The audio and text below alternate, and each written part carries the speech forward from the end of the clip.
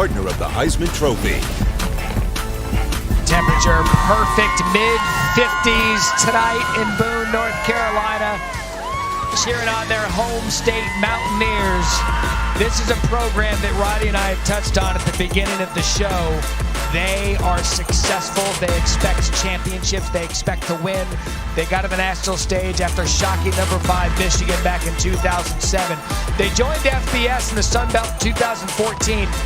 For anyone that thought it was too big for them, it's not. 4 consecutive Sun Belt championships in one of the better run programs in the country. For more on Appalachian State, down to the third member of our team in Harry Lyles Jr. Good evening, Harry. Matt, you know, a lot of people were introduced to this App State program in 2007 when they upset Michigan, but they are a lot more than that. They were an FCS power, have their national titles. They've got the big upset. They are a serious FBS team now, though. They are the standard in the Sun Belt. The other coaches in the conference will tell you just as much. And, you know, Sean Clark won 9 games in his first year. The expectation here is double-digit seasons. And, guys, I can tell you the energy in this crowd, you could feel the expectations in the air. We should have a great atmosphere tonight. Harry, thank you so much. We should have an incredible atmosphere tonight. This has been the Nissan pregame drive. Marshall has won the last 3 in this series. Both of these teams feel like they want that FBS respect. App State won the toss. They deferred. Marshall's going to receive. Sit back, relax, and enjoy football from the Rock. That's going to be Corey McCoy from his goal line. McCoy's got a crease and just tripped up. Corey McCoy again. Marshall loves their starting field position. That was a gain of 40. And that's where we welcome out this thundering herd offense that is so potent, led by their quarterback, Grant Wells. Grant Wells, one of the more exciting quarterbacks in the entire country. You're going to see a guy today with excellent arm strength, excellent talent, excellent mobility, and with the reins taken off, Charles Hubb coming in, Tim Cramsey crafting this offense around the skills of Grant Wells. That tempo is certainly going to help, but he is one of the most exciting players in college football. Anytime you get to start at the 39-yard line, you got to feel good about your chances. Wells rolls out, throws to his left, incomplete, intended for damage on the first play. Sean Jolly on the coverage. Check out the numbers by Grant Wells. Those pass yards, 1,107, 4th overall in FBS. But when you go on a per-play basis, he jumps up to 3rd. And this tempo is something that they love to do. The play fake to Ali. It's damage again, and App State knows he's going to be getting looks all night. Nick Hampton, no gain. So 2 plays in a row, Roddy. They're looking for the big play receiver, Gamage.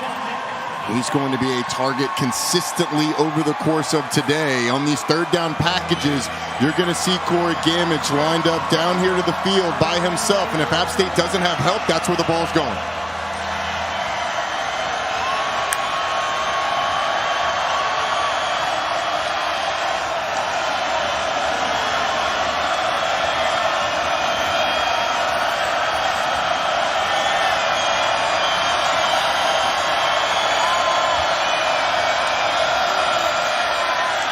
Wells, plenty of time in the pocket. Here comes the pressure. Has to roll out and throw across his body.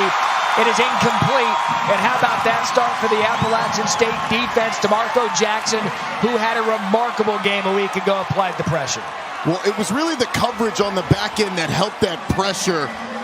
When you talk about DeMarco Jackson, linebacker in the middle, he was benefited by excellent coverage on the back end. They opt to play coverage, sort of a cover-2 look with a robber in the middle, covering up both sides. An excellent first series for App State. So Thomas Hennigan deep to receive the punt.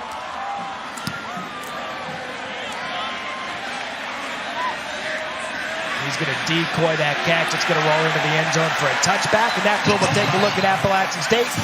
Punt, 61 yards. Ball spotted at the 25. And if you follow college football in the transfer portal, you know the talented big arms Chase Price started his career at Clemson. Pivotal game for them as a backup. taking over for Trevor Lawrence. Has spent the season at Duke, but now he's here at Appalachian State. Yeah, and kind of looking for a rebirth after a tough season at Duke. Threw a ton of interceptions, had some other turnovers, but getting into this App State system, getting a full year, non-COVID year, where he can learn the system has been good for Chase Bryce. That's a fake to Peoples. Bryce going to look deep over the middle. It is caught. Thomas Hennigan, and a big play for the Mountaineers. Gain of 25 brought down by Micah Abraham. Well, just like expected, Marshall comes out trying to stop the run, and App State takes advantage of it. The play action brings up the safety. You get one-on-one on the corner. Thomas Hennigan takes advantage of it, and a good delivery from Chase Bryce. Their offensive coordinator, Frank Pont, said, we're going to take some shots deep to see who they are as the team. You know who he learned that from? Bobby Bowden. Yes, sir. Said if it worked for Bowden, it works for us. Man in motion. Going to give that to Peoples off the right side, and a gain of 4, tackled by Eli Neal. This App State team is going to base everything off of the run. It's been that way for a long time. They're going to run the ball, and set up play action. But in a game like this, where Marshall's going to be aggressive on defense, they use the play action to go deep at first, then they'll run the football. Goal number 1 for the Appalachian State offense tonight is to win the one-on-one matchups. That's Peoples off the left side. The big fella Cameron Peoples barrels his way out of bounds and a first down for Appalachian State. Matt, this is sort of the bread and butter play for App State, that outside zone play, that stretch zone. Peoples gets in the hole one-on-one, and the diving at the ankles isn't going to tackle Cameron Peoples.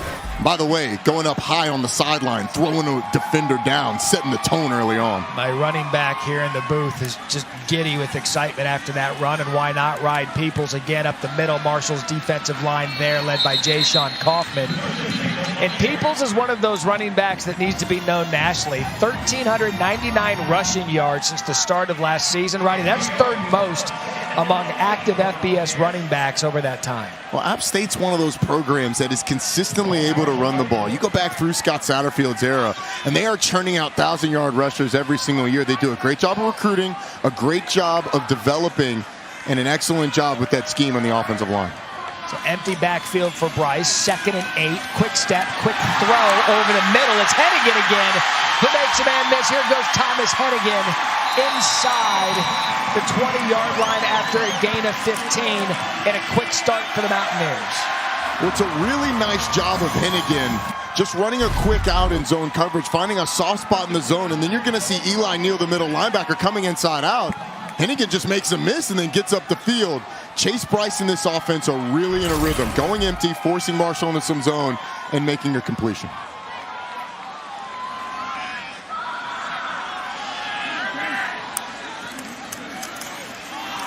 Back to Peoples for a gain of 3. And I wondered coming into this game with Chase Bryce, because we knew that game 1, game 2, a lot of those meetings with the offensive coordinator were via Zoom because of COVID protocol. Didn't have too many in-person meetings with the offensive staff. So you get the sense now for tonight's game, and as they move forward towards Sun Belt play, you're going to see everything that this App State offense wants to do with their quarterback. Yeah, it's that familiarity, being in the offense, having the comfort with what Frank Ponce is calling. So 2nd and 7. Again, it's Peoples up the middle. Cameron Peoples lowers his shoulder. He's just a physical runner. That's going to be a first down and goal to go for App State after a gain of 10. This App State offensive line has been physical up front so far in this game. Just watch the push that they get in the middle. You see the right guard. It's big number 68, Isaiah Helms, pushing up the middle, creating that little pocket for the running back to get into. And as a running back, that's all you ask for. Get you started, then put your shoulder down and get the rest. This is the 8th play of the drive. App State is yet to see a third down. Motion back, big fellas in the backfield, 3 running backs, 1st and goal. The give to Peoples. He's going to take it right up the gut, short. Inside the 1, so 2nd and goal after a gain of 6. We saw the pass early, and we've seen it be effective, but this drive has been all about the run. A little split zone concept going straight up the middle. People's able to get down to the 1. I'd be stunned if it wasn't Peoples that finished this off. I would be as well. 6 carries, 36 yards, 2nd and goal. And Cam Peoples able to get in for the touchdown. What a drive to start the game for Appalachian State. 9 plays, 80 yards, 4 minutes, 8 seconds. And the home team Mountaineers strike first.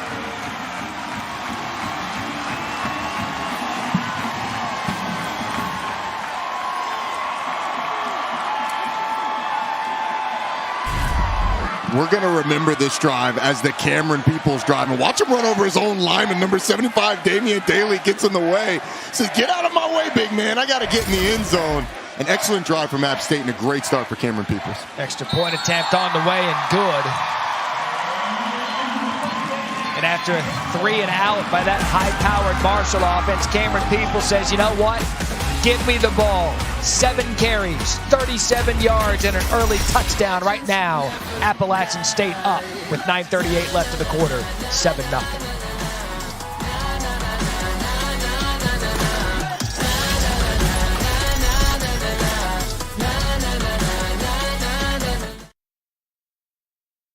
State, Matt Berry, Roddy Jones, Harry Lyles Jr. on the call tonight. Boone, North Carolina, and a fun rivalry that dates back to 1985. Marshall won the last 3, but Cameron Peoples is like, this is not the last 3, this is now.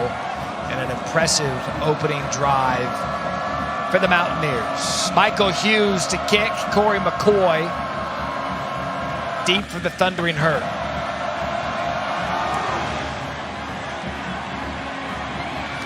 Ball's going to head to the end zone for a touchback. Roddy, what did you see out of Appalachian State in that first drive? Well, that was a drive that perfectly encapsulated who they want to be. They want to use play action to hit shots down the field. First play of the game, Chase Bryce goes deep to Thomas Hennigan, but really they want to run the football. Outside zone, Cameron Peoples, you're not tackling me down low. By the way, you're not tackling me up high either. They only threw the ball 2 times, but they were big plays each time. Went empty, hit Hennigan again, and then to get the ball in the end zone, it's Cameron Peoples. 9 plays, 7 of them runs, 2 of them passes. On those 2 passes, Chase Bryce 2 for 2 for 43 yards. 3 of them of 10-plus yards. So what can Grant Wells do for an answer? He's going to get it to Rasheen Ali out of the backfield. And it's a good start for the Thundering Herd on this gain of 9. I like them starting off, getting the ball to Rasheen Ali. Just a quick little dump into the flat. And he's able to get loose for nearly enough for a first down. Dante Small knocked him out, brings up a 2nd and short. They're going to feed Ali again right up the middle, and that's going to be enough for the first down. Want to introduce you to their head coach, Charles Huff, first-year head coach for the Marshall Thundering Herd. Comes in after being the running backs coach at Alabama. He couldn't stop gushing about his running back. Ali says he doesn't know how good he can be. Yeah, and this is a guy that knows running backs. He was at Penn State with Saquon Barkley, obviously at Alabama with Najee Harris a year ago. And Rasheen Ali is a young back that it looks like last week just got that confidence that's going to propel him into the future. And Charles Huff said as much, said, hey, look, he's growing up, and he told him as much last week. I could listen to Coach Huff speak for a while. We had a great conversation with him. He said of Ali, the mentality of a Saquon Barkley, an understated confidence, not really understanding the full depth of his powers. Ali 4 yards there to throw from Wells. He's going to miss his intended target. Talik Keaton, Brendan Harrington on the coverage. So far, App State's done a really good job of getting underneath these short throws for Grant Wells, making him be just a little bit off. They'll mix it up a ton on defense for Sean Clark. See what they bring here. A 3 and out on the last drive for Marshall. 0 for 1 on 3rd downs. Trips now to the bottom of your screen. 3rd and 6. Wells throws. 2 defenders there. It's going to depend on the spot. That's Gamage. And they're going to mark him about a foot or so short. Anytime they get that one-on-one to the backside of trips with Corey Gamage, they're going to him on 3rd downs. I'm not sure about that spot, though. I thought he got a little bit further than Yeah, looked like a little bit shorter than where he was from a spot standpoint. So we'll see if we get a review. I'm still not sure he had enough for the first down. I thought he was closer than a yard. But a review, if he gets a little bit more than it spotted, it might entice Huff to perhaps roll out that offense and and go forward on 4th down. We'll see what the officials are talking about. They're reviewing it. Our referee tonight, Kevin Vicknair. The result is a first down. Okay. The previous play is under review. So if I understand Vicknair's the Conference USA crew, he said it was in fact a first down on the field, and that's what they will be reviewing. Yeah, they ruled forward progress, so we'll see when we come back if Marshall did indeed get enough for that first down.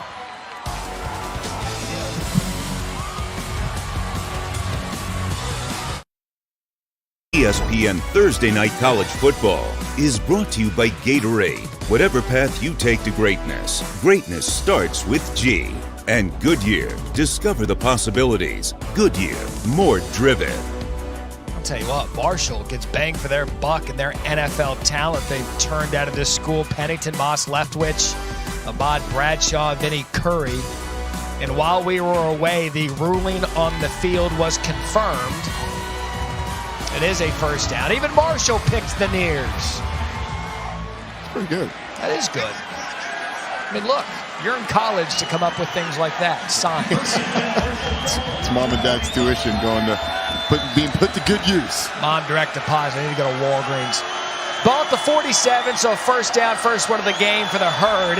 They give to Ali, a good jump step there out of Rasheen.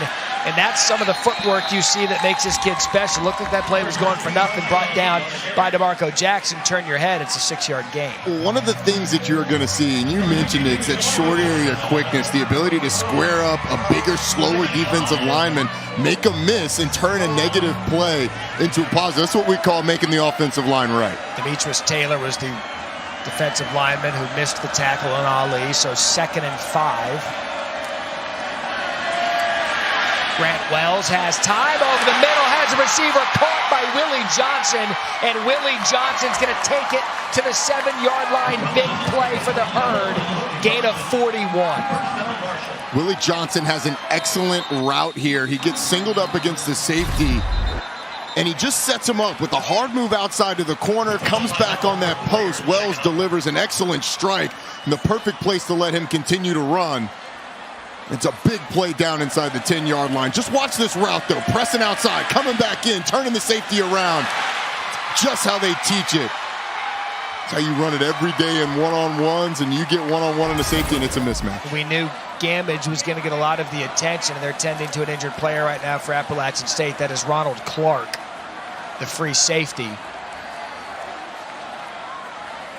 We focus so much on that three-headed talent of Marshall between Ali, Wells, and Gamage. But there are players like last week. Willie Johnson stepped up, 3 catches, 66 yards in the touchdown. Talik Keaton's another player to watch out for Wells to look off.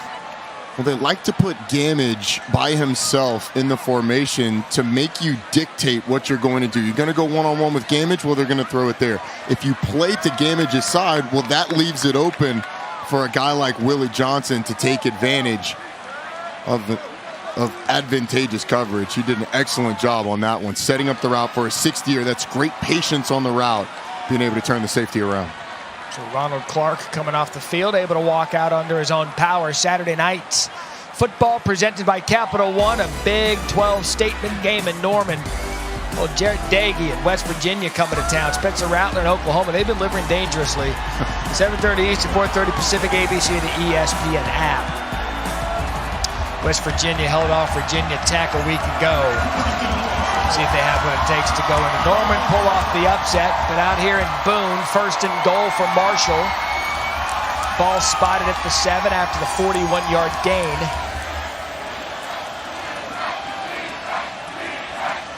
And Roddy will see if that gets this offense jump-started. Their first real big play of the game. This is an explosive offense, and down here close to the goal line is where Grant Wells' legs really come in as a big difference maker. And you called it. There's Grant Wells off the left side, and Appalachian State knew that was coming, tackled by Trey Cobb. This group played it extremely well, expecting Grant Wells to keep it. You get excellent job on the outside by number 2, Caleb Dawson, of setting the edge and allowing DeMarco Jackson, whose name we're going to call a lot tonight, to rally from the inside. So 2nd and goal now. This time up the middle to Ali, and again, the Mountaineers defense ready for it. Short gain of 2, Cobb again on the tackle. It wasn't a long run, wasn't a big run, but man, was it a powerful run from the 200-pound Rasheen Ali. Gamage 6'4", 220. You can see him getting the jump ball situation here. Ali in the backfield. Corey Gamage down here to the by himself. Looked like they were going to have 2 defenders over the top of Corey Gamage. App State has taken their first time out of the half. 30 seconds in there. All right, so App State wants to talk about it, make sure they're all lined up for this big 3rd and goal. Marshall looking to answer. We'll come back after this.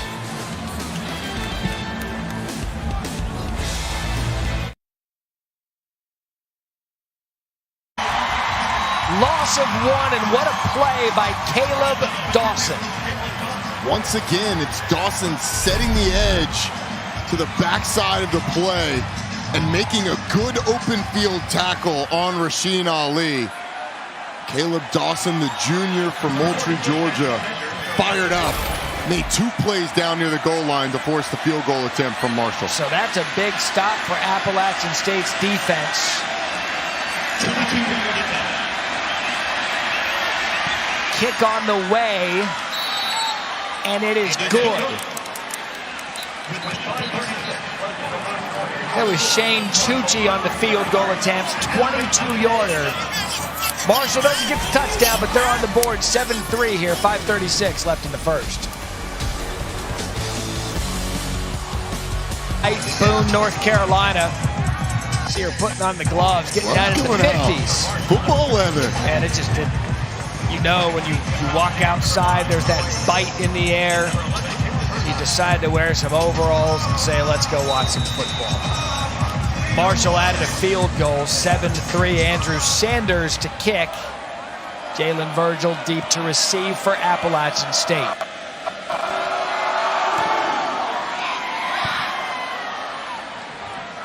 It's going to go into the end zone for a touchback. Look, Marshall had a big play, 41 yards. Give this Mountaineers defense credit. They held him to a field goal when it was goal to go. Yeah, they got hit with this play. Willie Johnson down the field. Grant Wells does a great job of finding him. And then the App defense stood up, and Caleb Dawson in particular comes into the game, sets the edge there to let his teammates from the inside make the play. And this is just a one-on-one tackle against a really good running back. That was 1st and 3rd down that he made those plays on. An excellent job by number 2, Caleb Dawson, who came in for the injured Ronald Clark, making plays when his number was called. Matt Berry, Roddy Jones, Harry Lyles Jr. on the call tonight. Let's see what Appalachian State does for their 2nd offensive series of the game. Bryce gonna pull it, gonna look downfield, and a quick strike. Caught, execution, that's Corey Sutton. His first reception of the night, gain of 11. Chris Bryce on his 3 passes has delivered the ball with a lot of confidence. That's what that run game does for you.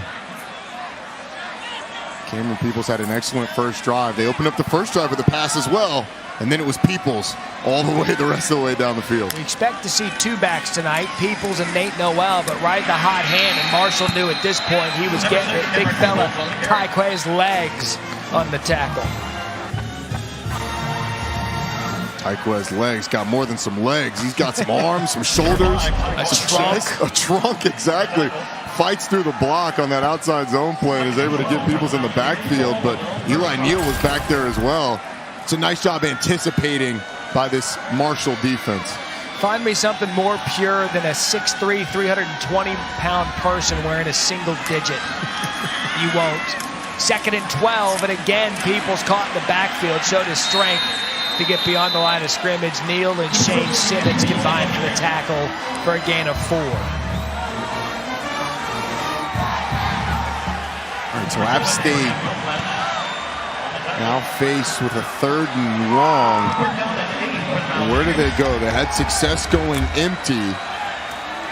But here they are, 11 personnel, 1 tight end to the boundary. You got Cameron Peoples in the game. First 3rd down for App State tonight. They wanted movement. Nothing was done. Bryce to the sideline. It's going to be caught, but way out of bounds. There's a lot of finger pointing at the line of scrimmage, and nothing was stopped, no flag thrown. It's just going to be an incomplete pass. Well, it looked like Marshall was a little discombobulated on the defensive line. You had guys trying to adjust, and there was movement by Jamari Edwards, but he never crossed the line of scrimmage. So App thinks they have a free play. They don't. Chase Bryce throws it up to Corey Sutton. Watch Edwards. He moves, but doesn't look like he crossed the line. Referees obviously didn't think it either. Shane Simmons applied the pressure, so a 4th down for App State. Marshall forces the punt. Talik Keaton deep to receive. Keaton fields it clean. He's going to go out of bounds at the 20-yard line. 47-yard punt, 6 yards on the return. And a good stop for the Marshall defense. Plenty of college football to talk about this week. And I'll tell you what, Wake Forest, what they did last week to Florida State, they've got Virginia, Bronco Mendenhall. That's a good story. Dave Clawson, the ACC. You got Texas Tech and Texas. Clemson and NC State. If NC State wants to be that team to muck up that Atlantic, that's the time to do it. And this is the year to do it. And Clemson's been struggling on offense, so you're going to get them. Seems like they're vulnerable this year. Sheldon Evans now in the backfield for the Thundering Herd. Get the ball just shy of the 20. And a quick throw to Gamage. Wells is going to Gamage a lot. App State knows it, jumped the pass. Couldn't get it, gain of 6. Well, App State had the right call. They knew that look was going to go to Gamage to the boundary. And watch 35, Jalen McLeod just falling under that route. Almost gets under there because it looked like there was no help. Grant Wells was always going there. It's Evans again, 2nd and 4. Flag on the play. That's Jalen McLeod.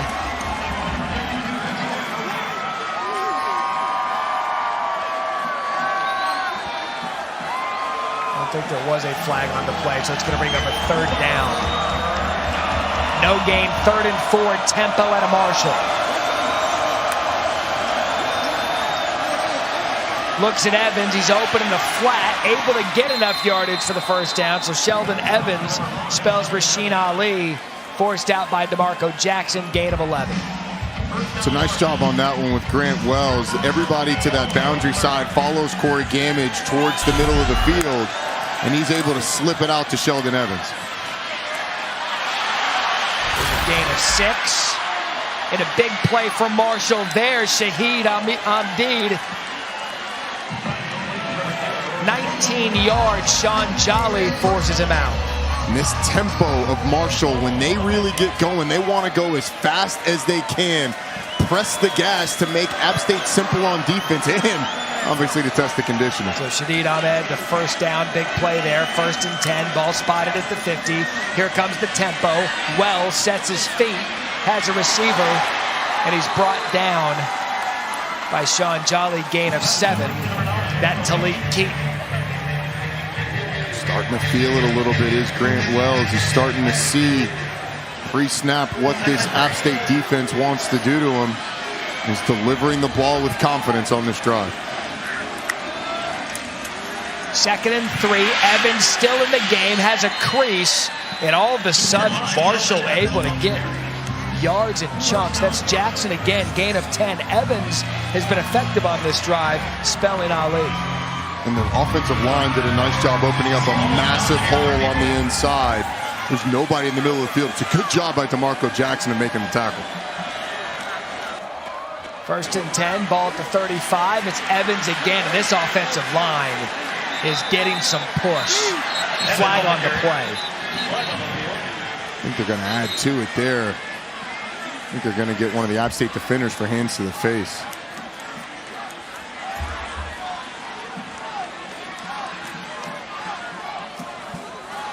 Said at the beginning, Conference USA crew tonight, Kevin McNair. 1st and 5, hands to the face, number 43. Defense, that 50-yard penalty would be enforced from the end of the run. Correction, half the distance to the goal, automatic, 1st down. Right in the middle of your screen on number 55, you see Hansky Palant.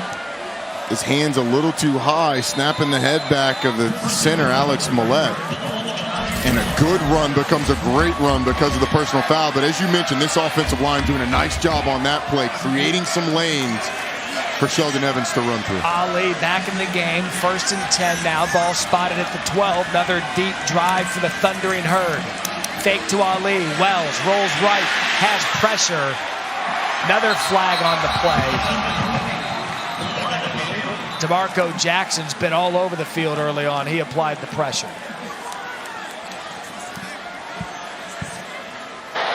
Illegal motion. Number 7. Offense. 5-yard penalty. Repeat. So Gamage. All right. Flag there for illegal motion. Take 5 off.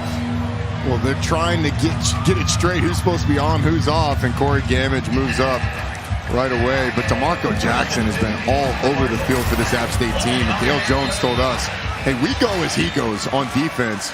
He's been pretty good here early.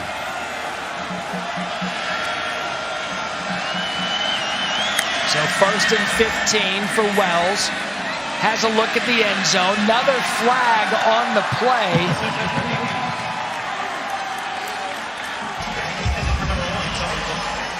That was intended for Willie Johnson.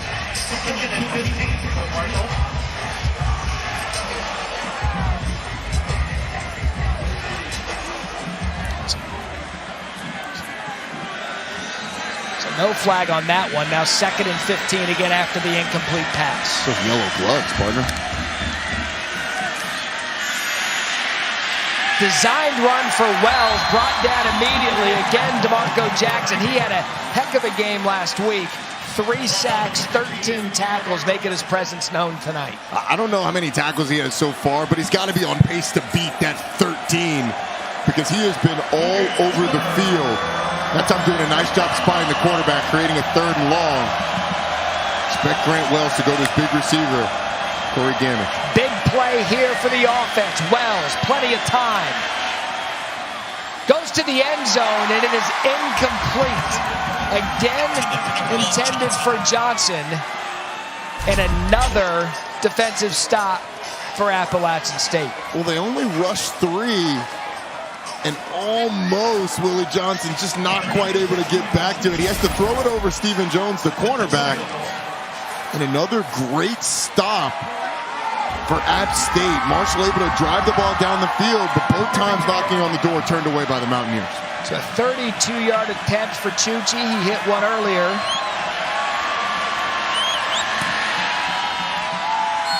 Make it 2 for 2 for Chuchi. And 7-6 now, Marshall. They've been able to move the ball down the field, Ronnie, but I don't know if field goals are going to get it done in this game with what App State can do offensively. Credit Marshall for fighting back, but App State's defense has stepped up twice. I would completely agree with you. As the field has gotten more constricted, App State's made it really difficult and seemed like they've kind of been in the huddle for Marshall. When they tried by land, they were turned away because of the play of Caleb Dawson. Then they try by air, and they can't make it in the end zone there either. Maybe next time they'll try by sea, but this App State defense has been fantastic as you've gotten into the low red zone. 130 total yards for the Thundering Herd. 603 yards per game. So by my math, there's about 470 yards of offense left to go. In a 7-3 ball game, 39 seconds left. Well, it's Arizona State. We do math there. One shot. 2 on my tab is what? Andrew Sanders to kick off. Thomas Hennigan, Jalen Virgil deep to receive.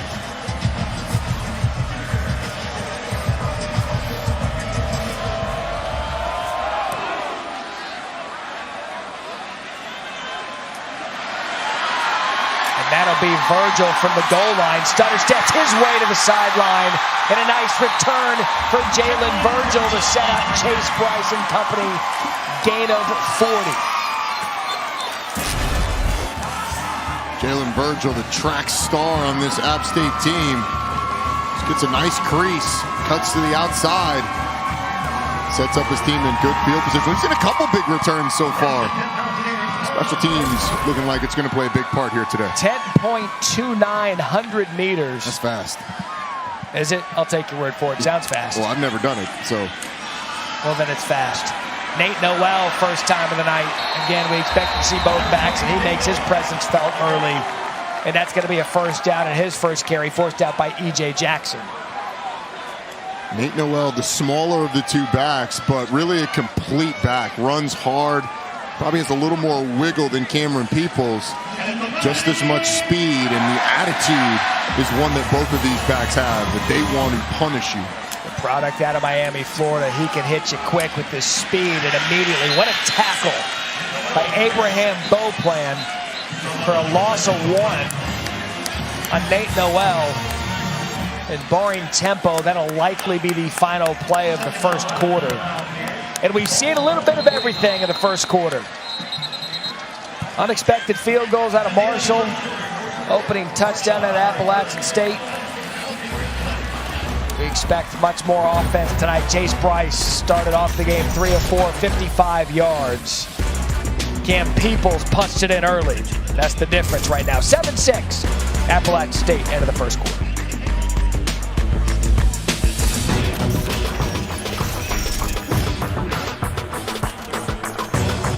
Start of the second quarter here at The Rock.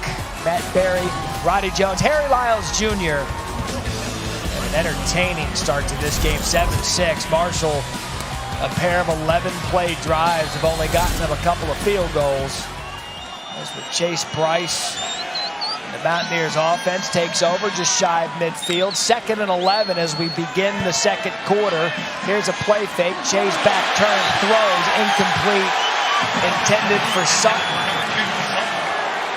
No moth or flag on the play. Micah Abraham on the coverage.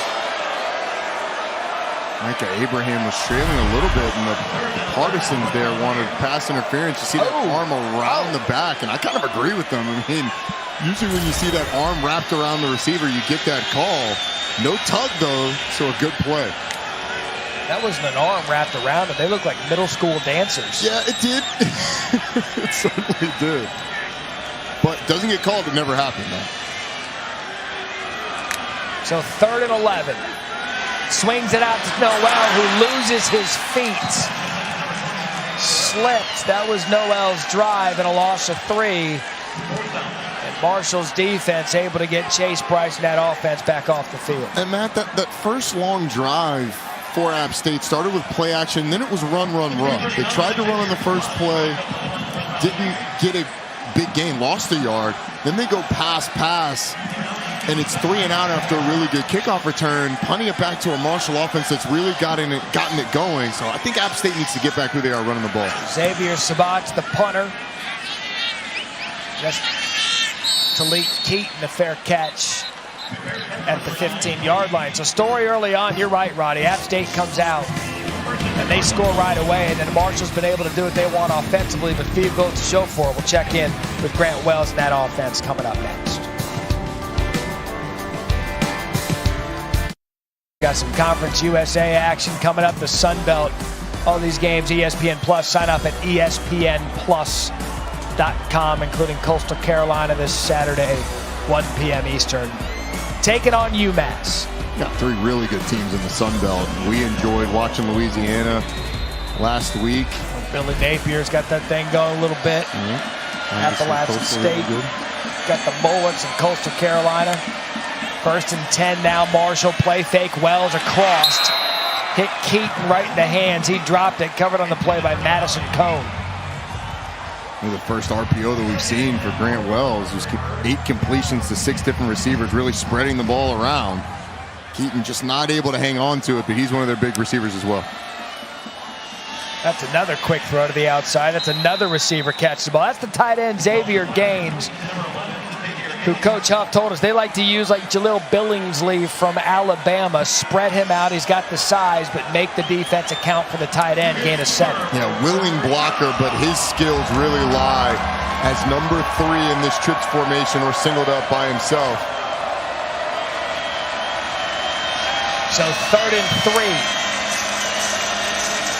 Gamage up top all alone. Yeah, they got a look, and it looked like they were going to roll to cover 2 on Gamage's side. The safety, Ronald Clark, like he was dropping over the top.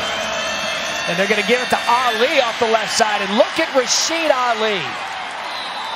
TD Roof eventually brings him down, but you have to have confidence in your freshman running back, 3rd and 3, to get in that carry, and it showed why. Well, they saw the safeties were dropping deep, so that means it's advantageous in the box, and he's able to get away from the arm tackles. One up high, one down low, and get the first down. There's a gain of 19. Ali back on the field. Last possession, we saw a lot of Sheldon Evans, but Ali comes in, gain of 19, now a gain of 4. Kind of seen so far the things that make Rasheed Ali really, really good. We saw him make a defensive lineman miss at the line of scrimmage earlier, and then the power runs the pass too. A completely different offense since that first possession for Marshall. Tempo, big plays. Wells time, lost one over the middle. What a pass. There's Gaines. Xavier Gaines takes it in for Marshall, and the Thundering Herd take the lead. 56 yards for the touchdown. Gaines got behind DeMarco Jackson, slipped, and they paid for it. What a throw by Grant Wells. You know, this reminds me of the throw that Aaron Rodgers made the other day to his tight end, right on the linebacker's head, just past it, in decent coverage. They asked DeMarco Jackson to carry the tight end up the seam, and the Marshall coaches told us if they get that, they are going to number 11 Xavier Gaines every time, and they made App State pay. Extra point attempt is good. And you'd be hard-pressed to find a better football than that. It's going to go down as a pass, but Grant Wells made this look like a handoff. Xavier Gaines, the tight end, gets in. Marshall takes the lead.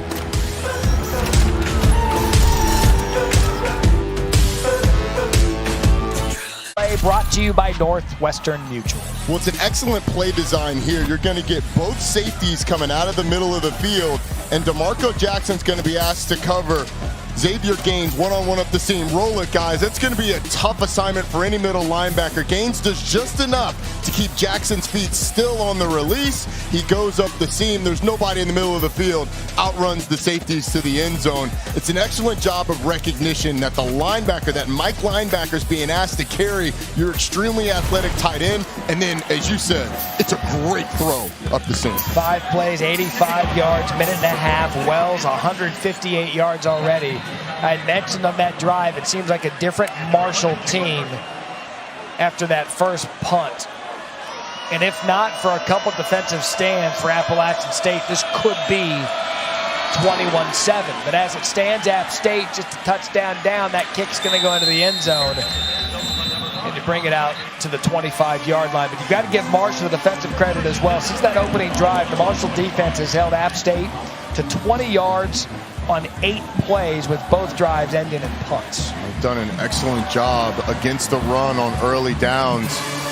App State started this game with the play action because they expected Marshall to stop the run. We'll see what they come out with here. Let's go down to Harry Lyles. Harry, what do you got down there? Guys, I tell you what, this atmosphere has been rocking for App State the whole game, but after that touchdown, we've got a lot of life on that Marshall sideline. They're back in it. Perhaps a little bit of a flat start for them, but they've woken up not only offensively but defensively. Cameron Peoples did whatever he wanted on that first drive. Stephen Gilmore meets him there at the line of scrimmage for no gain. Stephen Gilmore, the corner, coming on a little corner blitz to help run support on that edge. App State's Marshall, that defense has a good feel for what App State wants to do.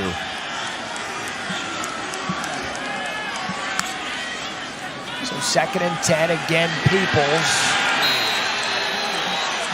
It's going to be a small gain of 2. Jameer Edwards on the tackle. Highway's legs in there as well. But they said this defensive front, between Jamari Edwards, Shane Simmons, Elijah, I mean, there's some big fellas up front. They credited the former staff for recruiting big and recruiting long. Yeah, and Charles Huff told us that that's exactly what he looks for. You see, 3rd downs, App State has not been very good throughout this year. So 3rd and 8 for Bryce. Consecutive punts for App State. Stays in the pocket and throws a strike to Hennigan. What a Great job by Bryce, staying long in the pocket, going over the middle, getting the first down, and a gain of 16. Well, and he had a defender bearing down on him as well. Good patience, waiting for that kid to come open, and a good delivery. Here comes the tempo. Bryce pulls it from Peoples to the bottom of the screen, gets it into Marshall territory, and a gain of 9. Watch Chase Bryce. He's going to stand in the pocket. He's got a defender bearing down on him. Delivers an absolute strike to Thomas Hennigan. So 2nd and 1, gain of 9. Peoples off the left side, caught in the backfield. What a tackle by Charlie Gray. Since the start of the game, Peoples had 7 carries on 37 yards. Since then, 5 rushes for 3 yards. Get him to bounce the ball out to the unblocked defender. Charlie Gray triggers from the secondary, takes a shot, and ends up bringing the ball carrier down. Marshall only rushed 4 on that last 3rd down that they were able to complete. Here on 3rd and short, let's see what they do. They're going to ride Peoples, who's met immediately, tackled by Neal. That's going to be close. Certainly is. They go man-to-man across the board, bring some extra hats into the box. So they're going for it. Ball spotted on the 4th down. Offense stays out there. Marshall trying to figure it out. The give to Cam Peoples. And that'll be enough to move the chain. So a 4th down conversion brought down by Johnson. Marshall was trying to figure out where they needed to be, and App State snapped it at the perfect time. Looked like Marshall was slow getting the call in. Guys still looking around at the sideline, jumping around, trying to figure out where to line up and go to the side with less defenders and get the first. Bryce, 1st down, play fake, looks deep down the right side, and it is incomplete, but a flag on the play. Micah Abraham flag covering Corey Sutton.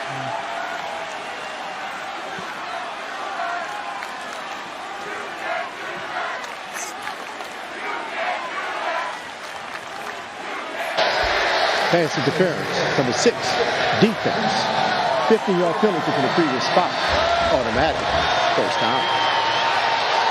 Yeah, pretty clear pass interference. Marshall got away with one earlier, but you're not going to get away with that one in the open field. The arm wrapped around, you run into the receiver. Easy call for the officials.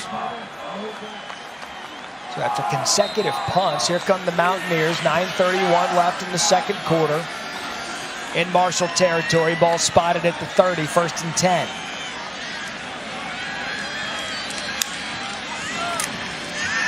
The fake to Peoples. Bryce over the top.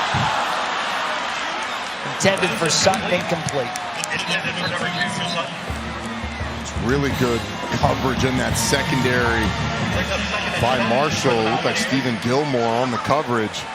Gilmore, an excellent cover corner all over Corey Sutton on that one. There's also some pressure. Shane Simmons able to get in the backfield and really force Chase Bryce to let that go quicker than he wanted to. So Sutton leads the team in targets with 4, but only has 1 catch for 12 yards to show for it.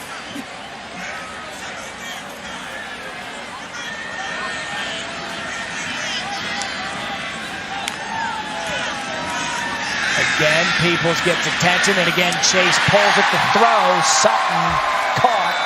1st down, App State. Abraham forces him out. Gain of 12. I think you've got to give this App State offensive line credit. They've been holding this really stout defensive front away from Chase Bryce just long enough for him to get the ball off. Shane Simmons almost got to him again. Here, 1st and 10. Bryce, the quick throw to the outside. Hennigan has him one-on-one, tries to make him miss. And he's brought down by Abraham. And a gain of 9. And Matt, it seems like the tempo's really helped App State and Chase Bryce. He's gotten into a rhythm. They've gotten Marshall on their heels a little bit.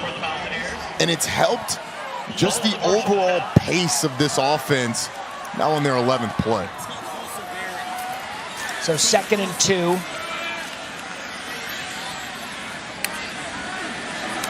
Peoples, that forward lean doesn't go to him, to the end zone, incomplete, overthrows Malik Williams. First time we've called his name tonight. Corey McCoy on the coverage. You know, I like the play call. You got 2nd and short. It's a down you could very easily run, but you go to the end zone. And Malik Williams has just got to bend that away from the safety a little bit more. It seems like he kind of gives up on the route. Chase Bryce throws it over his shoulder. So 12th play of the drive. Quick strike to Sutton, trying to get around the defenders. Good job by Marshall to bottle him up. Bow plan led the way. It's going to be 1st and goal. That was good enough for the first down. The second time on this drive, Marshall just not able to get lined up quick enough. Not able to get the call in and get the bodies where they need to be. That time they go punch to the boundary. Marshall was absolutely scrambling. They've only got 2 guys out there covering 3 receivers. Looked like the ball was supposed to go inside, but Chase Bryce wisely takes it out, throws it. They're able to get the first down. Yeah, 1-yard gain, good enough on that play to make it 1st and goal. Marshall still has all 3 timeouts. At some point, you'd think Huff might use one if the defense can't get their bearings. Cam Peoples lowers his shoulder. Physical run out of Peoples for a gain of 4. Charles Huff has got to be looking at his defense thinking they've held us to a field goal a number of times and they've gotten down there close. But this offense, you see the numbers on the season, them putting the ball in the end zone, they've really had all the momentum. And you got to think, this defense got to be getting worn down a little bit. App State brings in their heavy package. Tell you what, if you're going to lower your shoulder on Cam Peoples, you better be ready for a hit. The fake, Bryce to the end zone. Overthrows his intended receiver. That was Mike Evans, the tight end. They've got about 5 tight ends listed on the depth chart. They'll use all of them. They certainly will. And Evans in the corner of the end zone.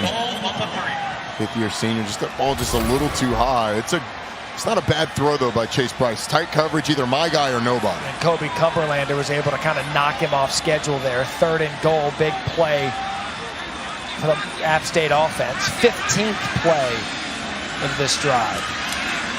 Midway through the 2nd quarter. Corey Sutton at the bottom, one-on-one. Play fake. Bryce looks to the end zone. It is incomplete, intended for head again. And that is a flag in the end zone. And Micah Abraham wondering what he did. I'm sure the replay will make it crystal clear. And App State's going to get a reset of downs.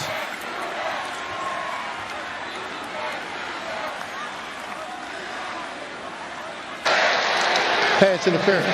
Number 6, defense. By rule, the ball will be placed at the 2-yard line. Automatic first down. Trying to get down close to the goal line. It's physical, but you see that arm. Watch the arm wrapped around the waist. That's going to draw the penalty, especially when that receiver turns like that. So 1st and goal, Cam Peoples. Touchdown, Appalachian State. Physical running continues. 2nd of the night, just barrels his way in there. And we're an extra point away from the Mountaineers regaining the lead. Well, you knew App State wasn't going to mess around. You get the ball down on the 2-yard line, and it's Cam Peoples' time. It's 220 pounds of angry running, physical running from number 6. 15 plays, 75 yards, 5:22 off the clock. Extra point attempt is good. So after a couple of struggles in the last few possessions, Cam Peoples says, you know what? Give me the ball. I got it. 2nd touchdown of the night. Home team regains the lead, 14-13, midway through the 2nd quarter. Run it.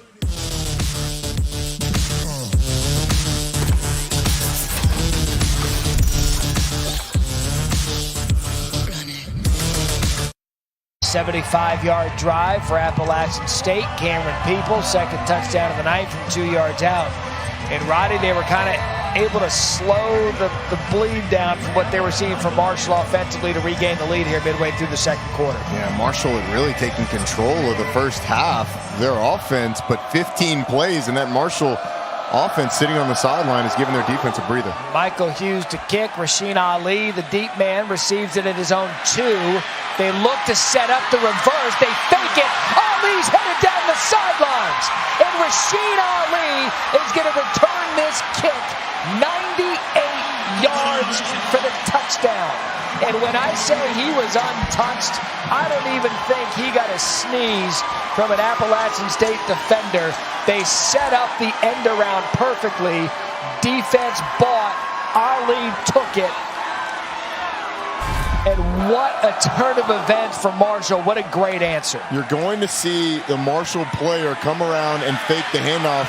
And really, it's great blocking by App State. The guys on the backside, the safety valves, are the ones who are most affected. The kicker and the backside pursuit are the ones that are most affected by that fake. But it's great blocking on the front side. And once Rasheen Ali broke that first wave, it was 6. Down goes Ali, 97 yards. And I kind of did a dog head tilt when I saw Ali back there receiving the kick. You know, something's up. I'll tell you what's up. 97 yards to the house for the freshman. 20-14. Marshall regains it.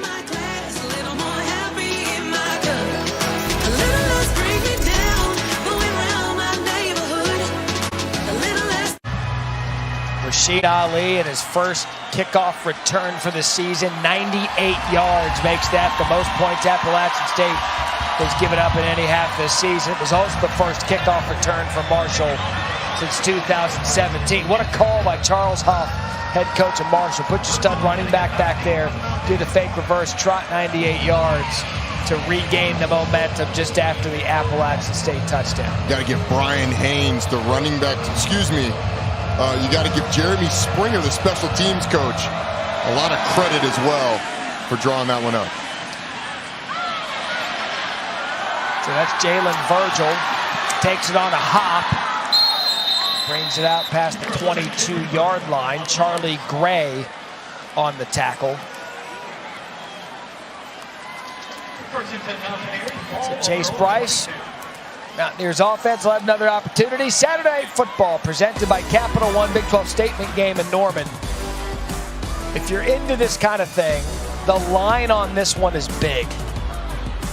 I saw, I think, 16 and a half, 17 and a half points. West Virginia plays defense now. They play defense now that Neil Brown's got that offense going. Jared Dagey go around there slinging around. That's what Chase Bryce is going to do on first down. Find the soft spot with Hennigan and a gain of 9. And look, you're going to take a touchdown no matter how you can get it, but a quick touchdown puts an App State offense back on the field that has a quarterback in Chase Bryce that really found some momentum. This defense just went through a 15-play drive. They had enough time to get a drink of water and maybe introduce themselves to each other, and they're right back on the field. Bryce, a solid night so far. 9 of 14, 100 yards. 2nd and 1. Getting a quick throw to the outside. Malik Williams going to try to make a man miss. Doesn't, but gets enough for the first down, gain of 4. They've kind of gone away from the run a little bit. They've put the ball more in Chase Bryce's hands.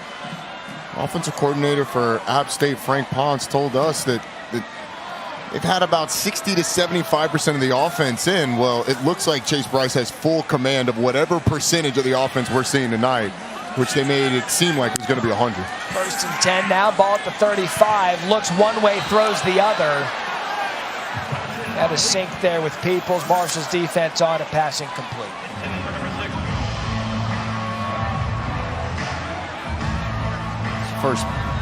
First down play in a while. It seems like that App State has not gotten a positive play. It seems like they've lived in 1st and 10, 2nd and 4, and if they get to a 3rd down, it's been 3rd and short for the most part, at least the past couple of drives. App State's got to be able to, Marshall's got to be able to take advantage of it here. So 2nd and 10.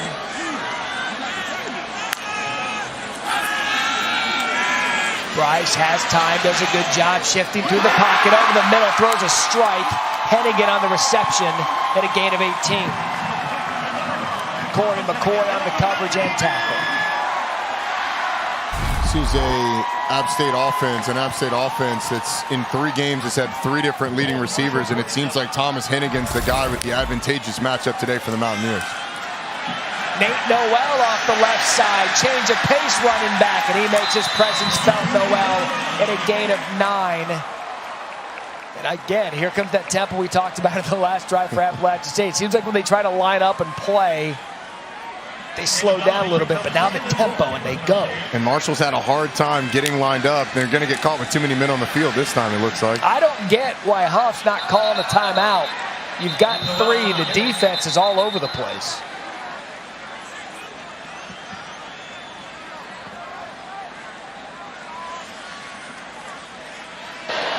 illegal substitution. Defense more than the other players on the field at the snap. 5-yard penalty.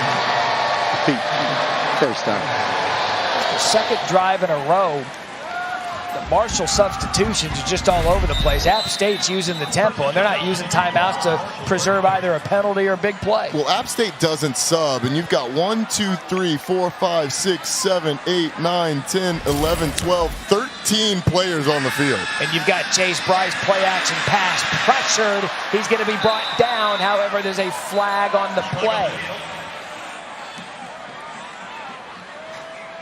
We'll see what the call is. If the play stands, it's a loss of 7. Charlie Gray in on the play.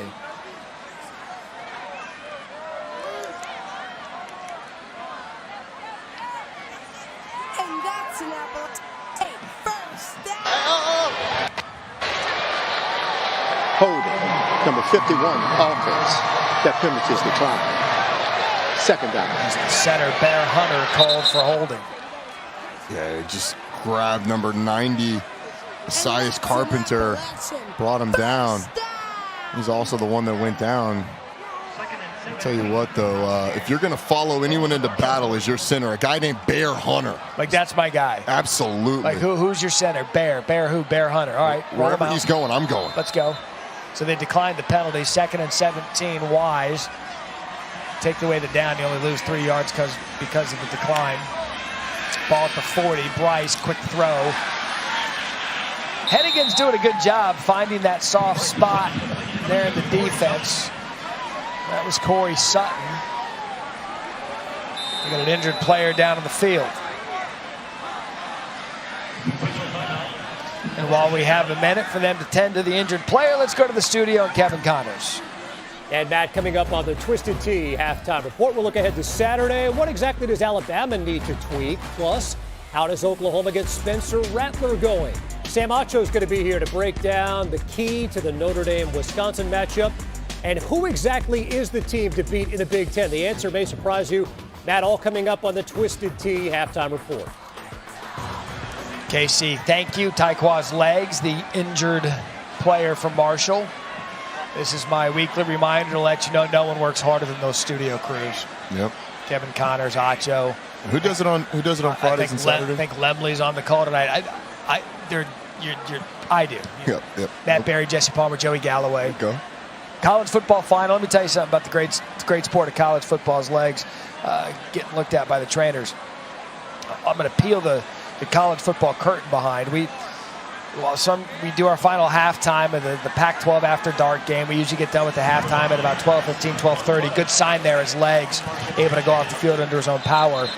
So we start taping college football final. We were in a good spot this last weekend to get everything going. Hey, we're looking good.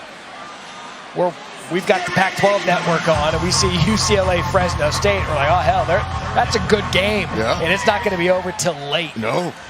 We dropped the mics on Saturday morning, 2:45 a.m., and we were loving it all the way to our car after what we saw Jake Haener and Fresno State do to Chip Kelly out there at the Rose Bowl. So 3rd and 13, just a reminder of the greatest sport on the planet. Pressure comes, Bryce gets it off, and it falls incomplete.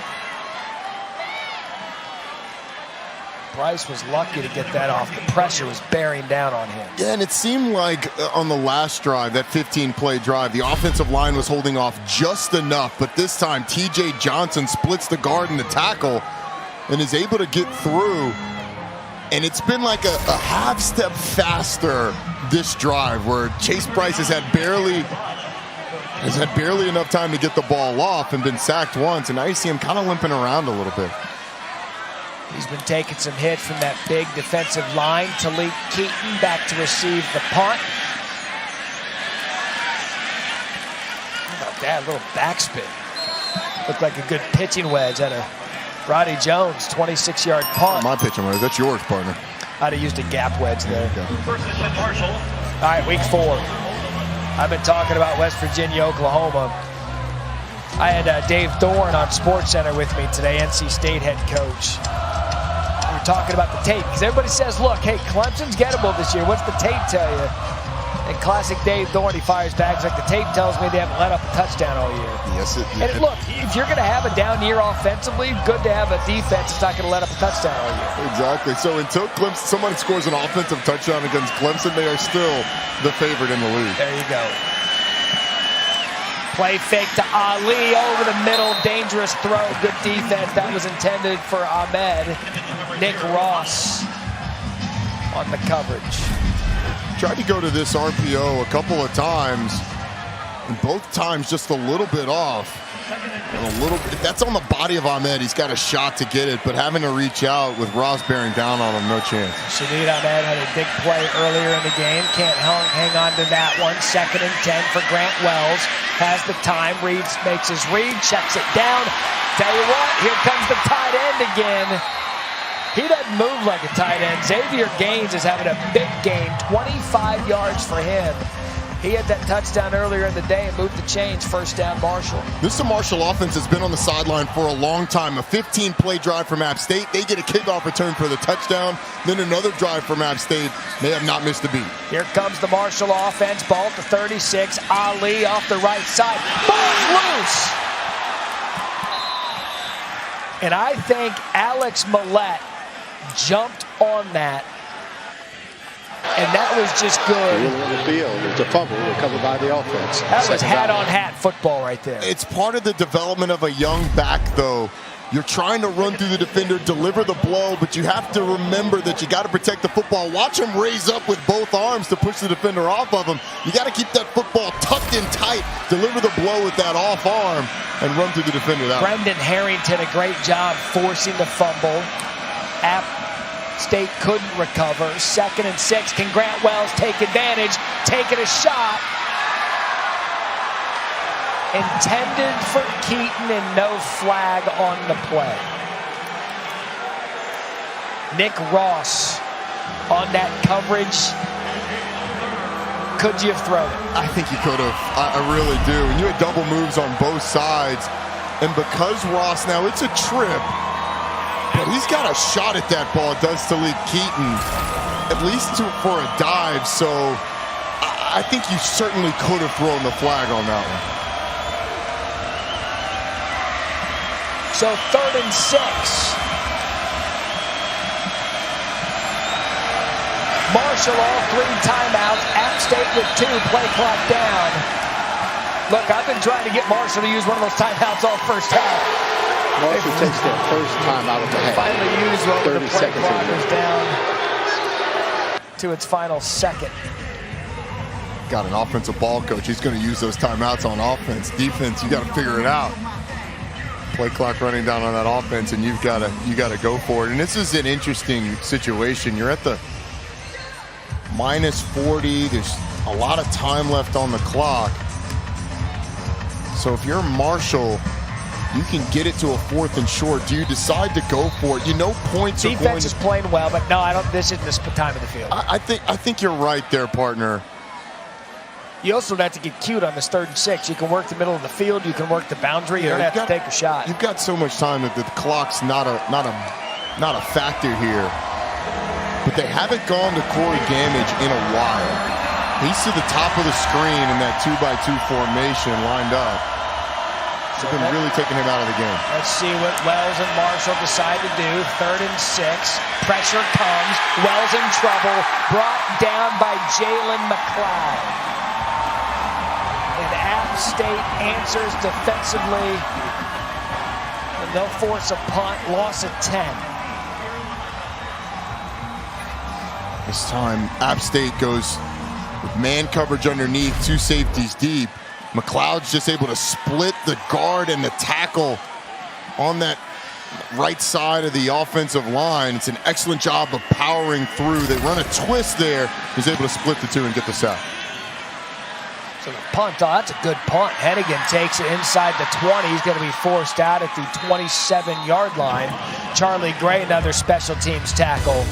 This week, College Game Day is going to be at Soldier Field, home of the Bears in Chicago for Notre Dame, Wisconsin. Coverage begins 9 a.m. Eastern on ESPN.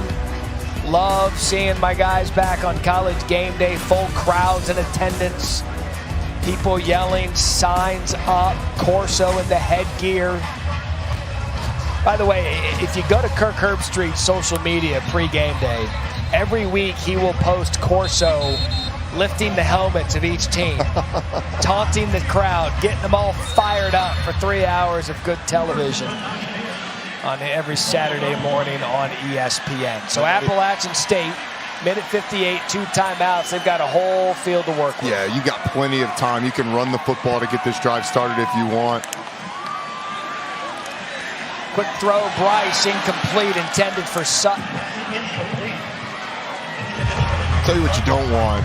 Chase Bryce has gotten roughed up, so they're going to try and get the ball out of his hands quick, most likely. That Marshall front that's been so good sacking the quarterback this year has been creating pressure. You don't want a quick 3 and out here, though. That's the one thing you have to avoid if you're App State. Because Marshall's going to send it. With how much offense they put on it with 2 timeouts left, you know they're not going to be conservative. So 2nd and 10. Bryce over the middle. Has Sutton. And a little offensive line love there at the end to move the ball to the 43-yard line after a gain of 15. Stephen Gilmore on the tackle. And App State quickly up to the line. Minute 38 left. It's Peoples off the left side. That's going to be a gain of 5. Back-to-back nice plays for App State, and now is where they're going to have to pick up the tempo just a little bit. Still got those 2 timeouts. But on the play before, it was an excellent job of Corey Sutton winning at the line of scrimmage to get open. Clock down to a minute 15. Quick throw again to the right side. That's Hennigan, who almost slipped out of that tackle. That's LeAnthony Williams that brings him down. And App State going tempo, not using those timeouts. Still 2 left. Gain of 7.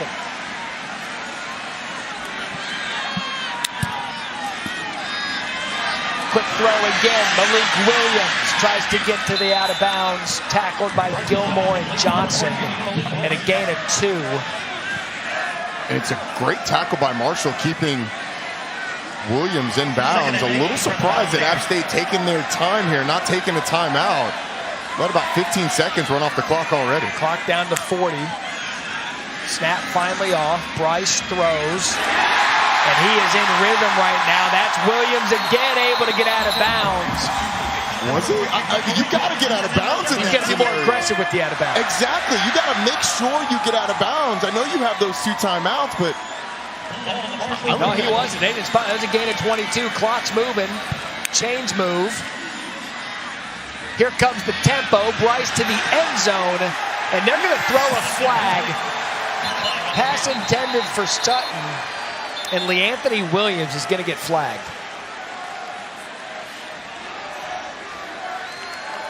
I mean, was that catchable? I don't think so, to be honest with you. Pass interference. Number 4, defense. 50-yard penalty from the previous spot. Automatic. First down. I guess it happened so early in the route you're thinking it didn't. What LeAnthony Williams did is perfectly legal as long as the ball's not in the air. And it was so soon after the snap, I think he's probably thinking there's no way the ball's in the air. Let me push the receiver. Unfortunately, ball was in the air, and you get called for it. And because it happens with the ball so far away, I think the refs give him the benefit of the doubt there and saying maybe he could have gotten there had he not gotten pushed. So what a drive for Appalachian State before the half. Haven't used a timeout yet. 1st and goal, 18 seconds. Play fake. Bryce gets the ball off the carpet, incomplete. Intended for Deshaun Davis. Johnson on the coverage. Have another look. The difference between that one and the one we saw before, called pass interference, is Reynolds doesn't have his arm wrapped around the receiver. It's a really nice job of just trusting it. That was Nazeeh Johnson. So Appalachian State's taking this 7-play, 60 yards in a minute 44. Bryce to the end zone again, and that's going to get thrown 365 days a year. I mean, that's one of those plays the defender just, yeah, it was me. Yeah.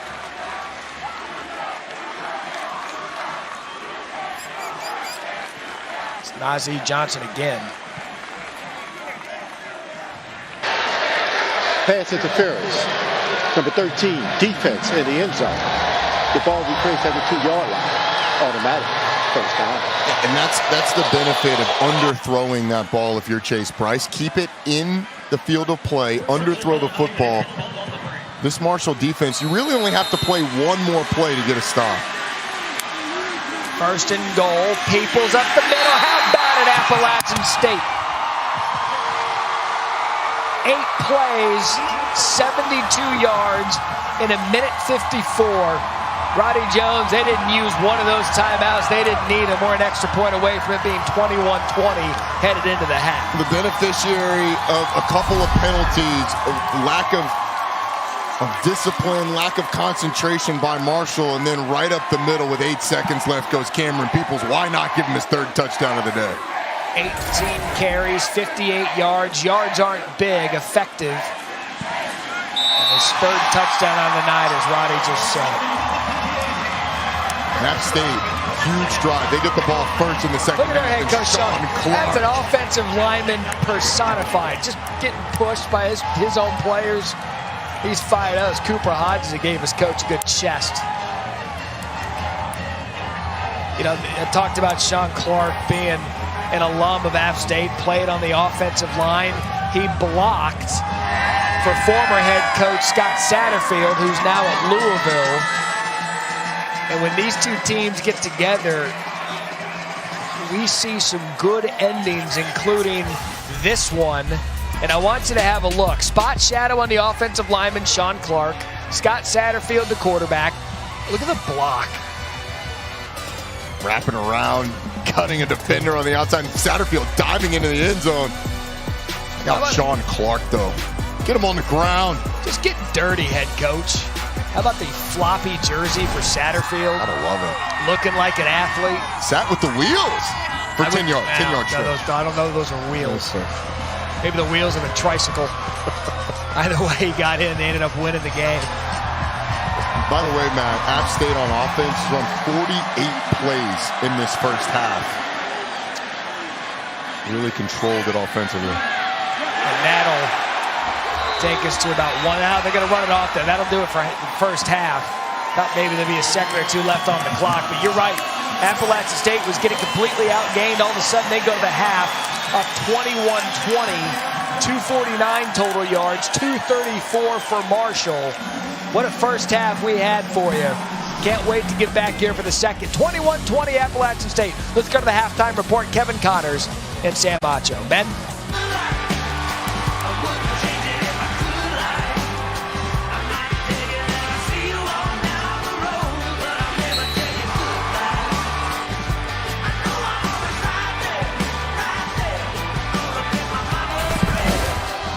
It is the good life in Boone, North Carolina. Bring us inside the rock for the start of the 3rd quarter. 21-20 Appalachian State. Matt Berry, Roddy Jones, Harry Lyles Jr. on the call. You take a look at our first half highlights brought to you by Progressive. And really the difference in the game is the 2 4th down or the 2 red zone stops by App State. And Marshall got it going a little bit, but if App State's able or not able to stop Marshall from getting in the end zone, then they likely go into the halftime leading. Xavier Gaines got loose in the first half, but this App State offense, as they got going, they win as Chase Bryce went. He was fantastic in the first half, 16-25 for 171 yards. No touchdowns, but that's just because Cameron Peoples did the easy part, putting the ball in the end zone. That's tonight's game flow brought to you by Progressive. If you look at the first half, early on, Roddy, we were talking about how it was really Marshall on a one-sided affair statistically. That second quarter surge out of App State. They're now the yards leader at 249 and the game leader as well. Yeah, a little surprised at the rush yards. Thought these 2 rushing offenses would get going a little bit more in the first half, but the 2 quarterbacks have played really, really well. And this is exactly the type of game we thought we'd have. Those are your first half stats brought to you by PlayStation. As we get set to kick off the second half, remember Appalachian State won the toss. They deferred, so they get the ball to start the second half, Roddy, with a lot of momentum, feeling good how that ended, up 21-20. It'll be Jalen Virgil and Thomas deep to receive. Thomas Hennigan, it's going to go to the end zone, And a touchback. Let's go down to Harry Lyles Jr. Guys, I spoke with Charles Huff at the half. He said that a lot of the defensive confusion we saw was due to them mixing and matching personnel. Offensively, he talked about the consistency that he prepared, that he learned from Nick Saban. He said it was just a matter of time before the offense got going, and he expects it to continue in the second half. Harry, thank you. I got a statistic that doesn't bode well for Marshall. They've lost 15 in a row when down at the half, so they're going to need a big second half performance. Chase Bryce and the Appalachian State offense in rhythm. 1st and 10 to start. You had Cam Peoples the entire first half. May as well start the third quarter with him at a gain of 3.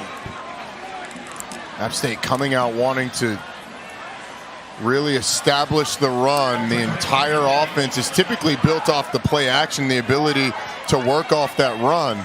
But Cameron Peoples was really hot for stretches in the first half.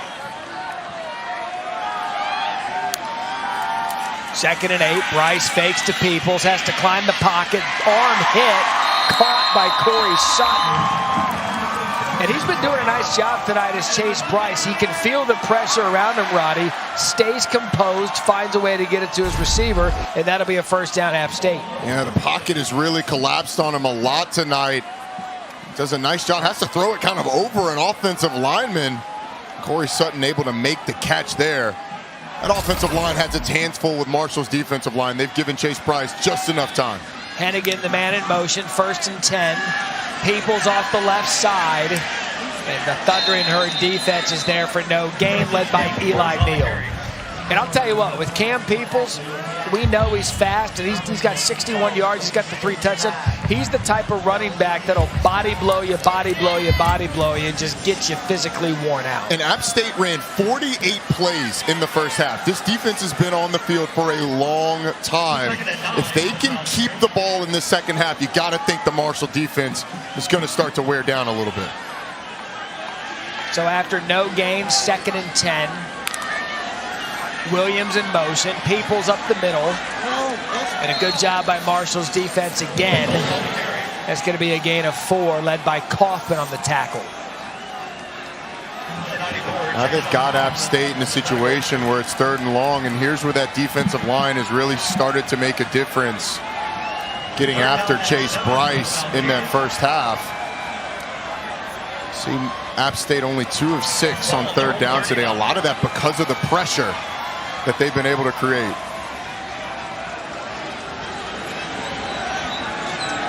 So 2-by-2 set for Appalachian State. 3rd and 7. Bryce looks right, feels the pressure, steps up out of the pocket, and again, great job by Chase Bryce. And that pocket awareness, that's a gain of 10. And a first down for the Mountaineers, brought down by Eli Neal. That actually was probably the best case scenario for Marshall on defense, because the tight end is wide open down the middle of the field. Marshall turns him completely loose, so Chase Bryce scrambling for a first down is probably a better scenario than what could have happened if he didn't have time, or if he had time. Elijah Alston missed the tackle. Appalachian State able to move the chains. Empty backfield for Bryce, and again he has to use his legs, and again Chase Bryce taking advantage. What a gain for Bryce, and there's a flag on the play.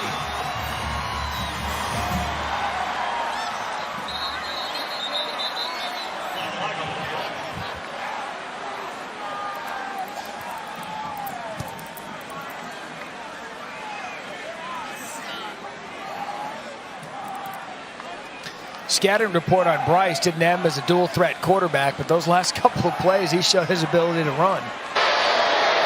Illegal formation from 74. Offense. 5-yard penalty. Defeat. First down.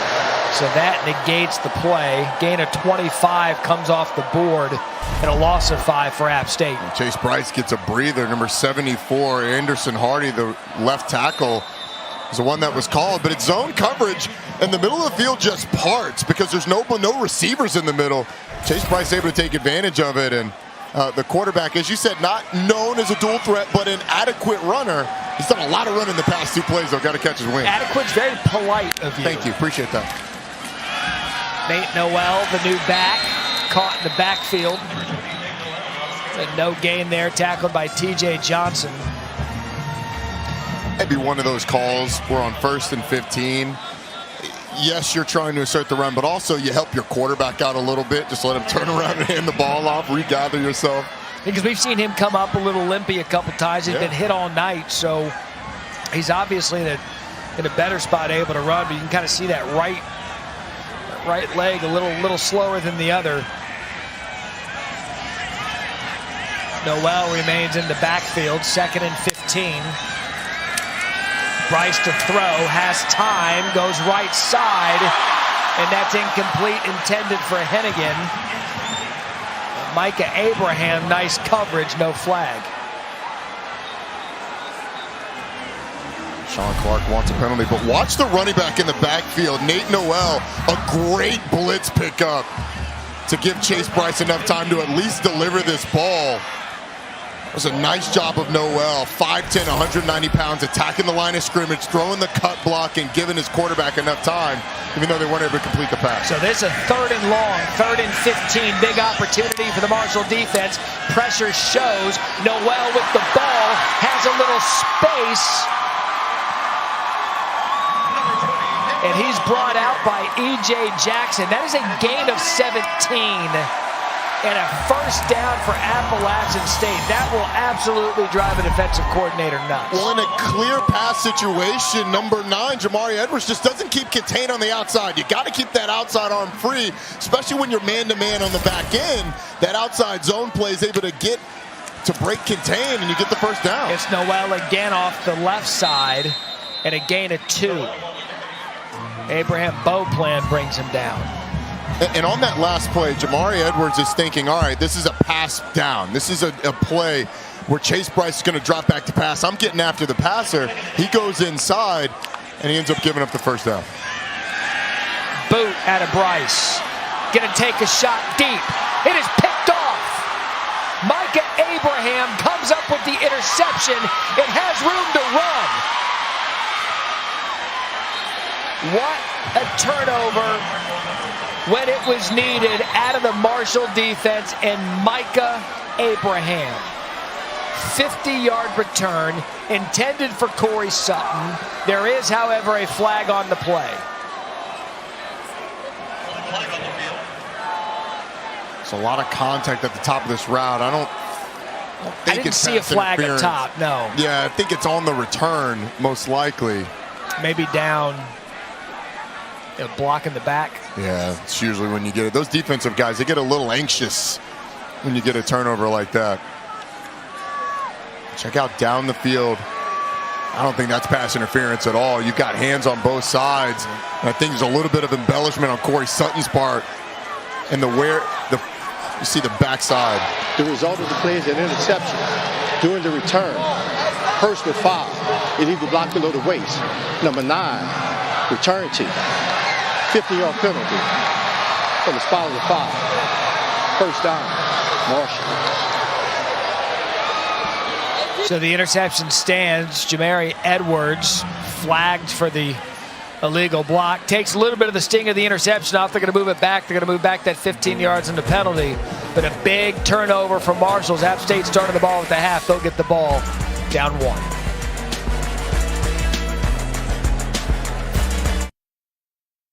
Look at that impressive interception by Micah Abraham.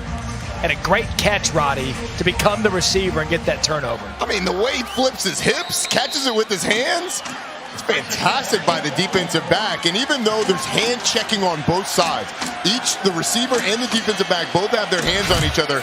Abraham does a good job of not pushing off, flipping his hips, making the catch. So the penalty brought it back to the 15-yard line. Here comes Rasheen Ali. He had 8 carries and 40 yards in the first half. There a gain of 14. His highlight of the night was the 97-yard kick return, the first for Marshall since 2017. That was his first kick return of the year. So the talented freshman paying dividends, brought down by Huff and Jackson. 1st down carry, 1st down earned. Grant Wells throws a strike to Shadid Ahmed. first down. Nick Ross on the coverage, gain of 30. Shadeed having a nice game. Well, he's trying, the cornerback, Sean Jolly's trying to carry the post and get back out to the wheel. Falls when getting out there. A nice throw by Grant. Here comes the tempo. Here comes Ali. He's going to be met immediately. Small gain. That was a huge stop for Marshall on defense, giving their offense an opportunity to get back ahead. You sort of nullify App State's ability to go 2 for 1 with the last score of the first half and the first score of the second half.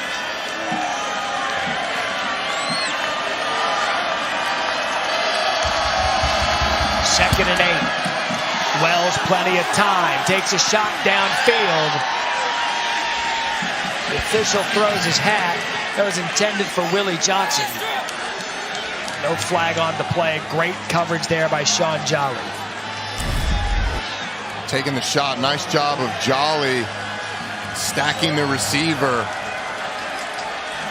I don't think that one's a flag because Jolly's got the ability to get downfield as well.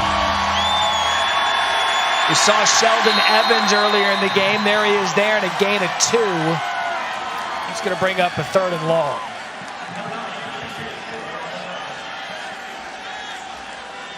I'm sorry, that was 3rd down. Let's bring up a 4th and 6. That was the 3rd down play there. Sheldon Evans. Looks like Marshall's keeping their offense on the field, too. That's a call to go for it on 4th and down. So 4th and 6. Officials hold.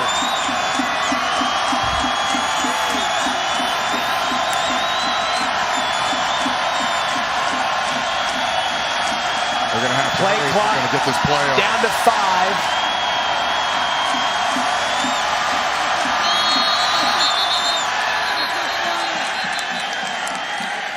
And they were able to bang a timeout.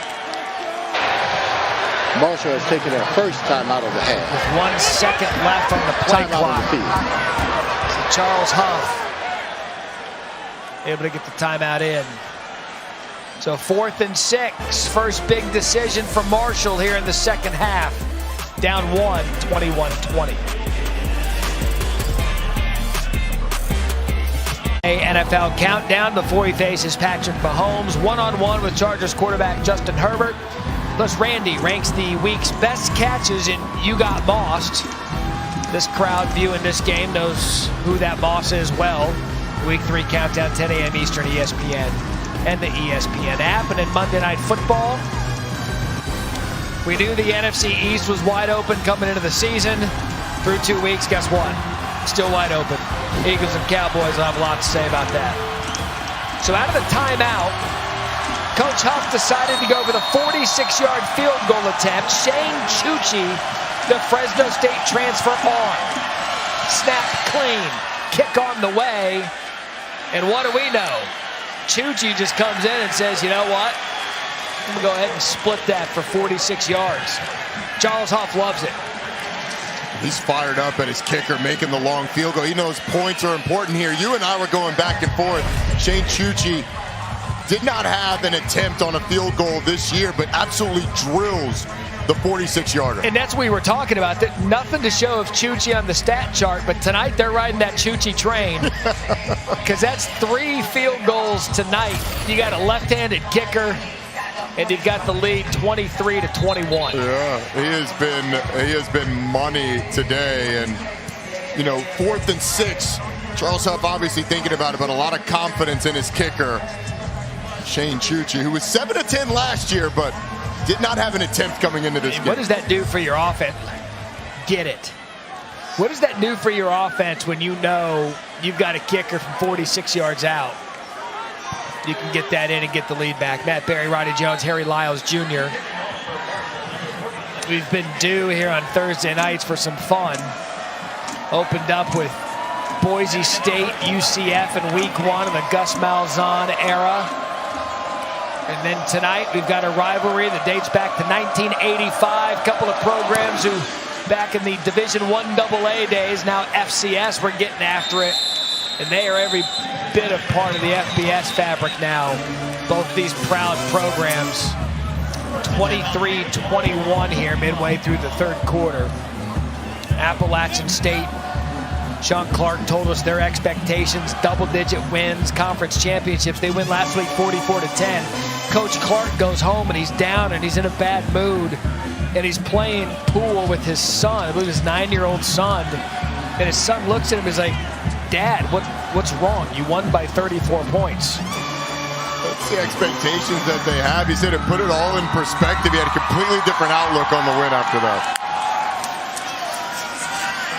When in doubt, find Cameron Peoples on first down. There's a gain of 6. Beauplan able to bring him down. We saw the big running back able to make a man miss in the open field. He's got nifty feet, obviously runs with a lot of power. He's been tough to tackle tonight, especially as they've gotten down near the goal line. Cameron Peoples, a helmet sticker candidate, 3 touchdowns on the night, 2nd and 4. Again, Peoples up the middle, and that's what he's going to do. He's going to get you some hard yards. He's going to get you first downs, gain of 5. Roddy, there's nothing sexy about it. It's just good, hard football up the middle. Yeah, it is. And this offensive line just ran its 60th play. They're starting to lean on the defensive front for App State. Number 66, Luke Smith, that left guard, had an excellent block on the last play. So move the chains, play fake for Bryce, takes a shot downfield. Oh, and number 16, Christian Wells, and there's going to be a flag. That's a defenseless receiver personified.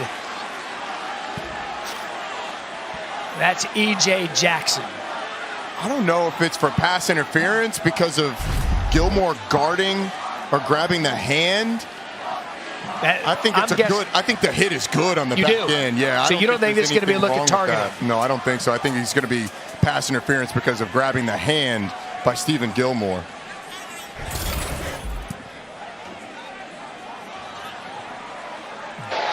There are 2 fouls on the play, 1 by each team.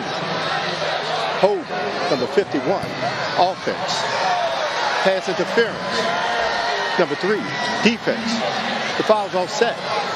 Replay, first down. All righty, that's a good call there. They are going to get him on pass interference. With how they're calling it. Now here's the hold first on Bear Hunter. Yeah, watch the center. Bear Hunter just grabs. Oh, yeah, he grabs and wraps up. Looks like that was number 15, T.J. Johnson. On the back end, you had Stephen Gilmore holding on to the arm of the receiver. Offsetting penalties, although Christian Wells a little worse for the wear. Good cut by Peoples and a good open field tackle there by 24, Eli Neal. Candidly, Roddy, I'm so scarred by targeting this year in college football. I looked at that, I'm like, there's no chance they're not going to flag that. So, but it was I'll give one back to the officials for that one. Way to keep it in the pocket of the targeting for that one. Just get it for the PI and move on. I think it was E.J. Jackson that made that hit, and he was looking around like, hey, what? Look, that was good, right? Like, I was good. But you never know. You don't know now. You don't. What we know is it's 2nd and 9. Bryce back over the middle of Peoples, did a good job getting out of the pocket.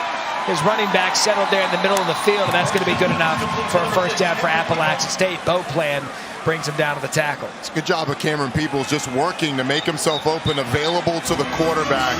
Chase Bryce doesn't like what he sees downfield, and then the big running back almost picks up the first down. Yeah, so they marked him just shy of it. And a substitution, bringing in a tight end. That's Mike Evans that they brought in. I'd be surprised if this wasn't in the belly of Cameron Peoples, though.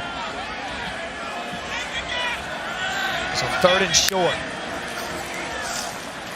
That's a ball on the turf. Ball came out, and that is Eli Neal on the recovery. Peoples was able to get through, and all of a sudden, you just saw the ball literally squirt out to the side. Roddy, have another look at this. First down. Watch the surge, and yeah, the ball looks like it is out before he hits the ground. It looks like it's going to be back-to-back turnovers for App State to start the second half. They had so much momentum in the first half. Going into halftime, interception by Chase Bryce on the first drive. Now the fumble by Cameron Peoples has Marshall up in the turnover margin 2-0. Opportune time for Marshall to get the turnover when Peoples had that 2-yard gain, no problem, and a great defensive effort to knock the ball loose. Cameron Peoples with 25 carries already. He's played a lot of ball, and he's done an excellent job. Just doesn't secure the football on that one. He's got the ball in his left arm close to those defenders, and it gets knocked out. So he has the first down here, and then Neal gets in there. Yeah, I don't think there's any way, any body parts on the ground. Punches it loose. And what a remarkable defensive play there out of the Mike linebacker for Marshall. Yeah, it's out, right? No.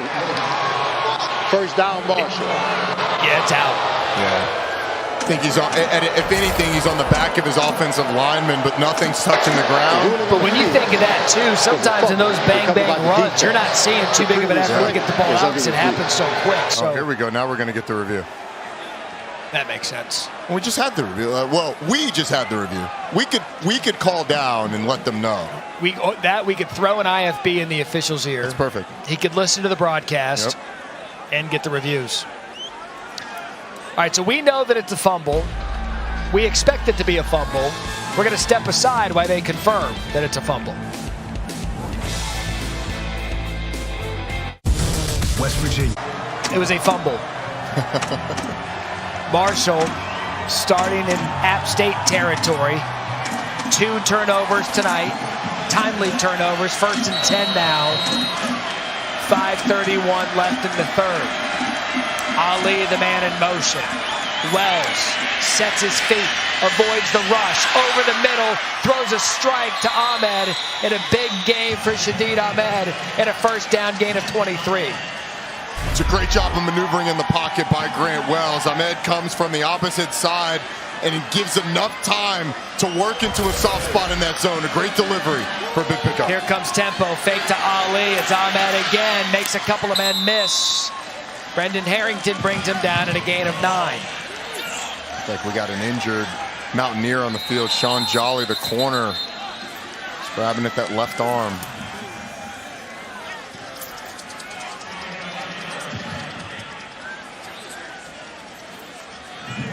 This game has had so many swings in it of momentum.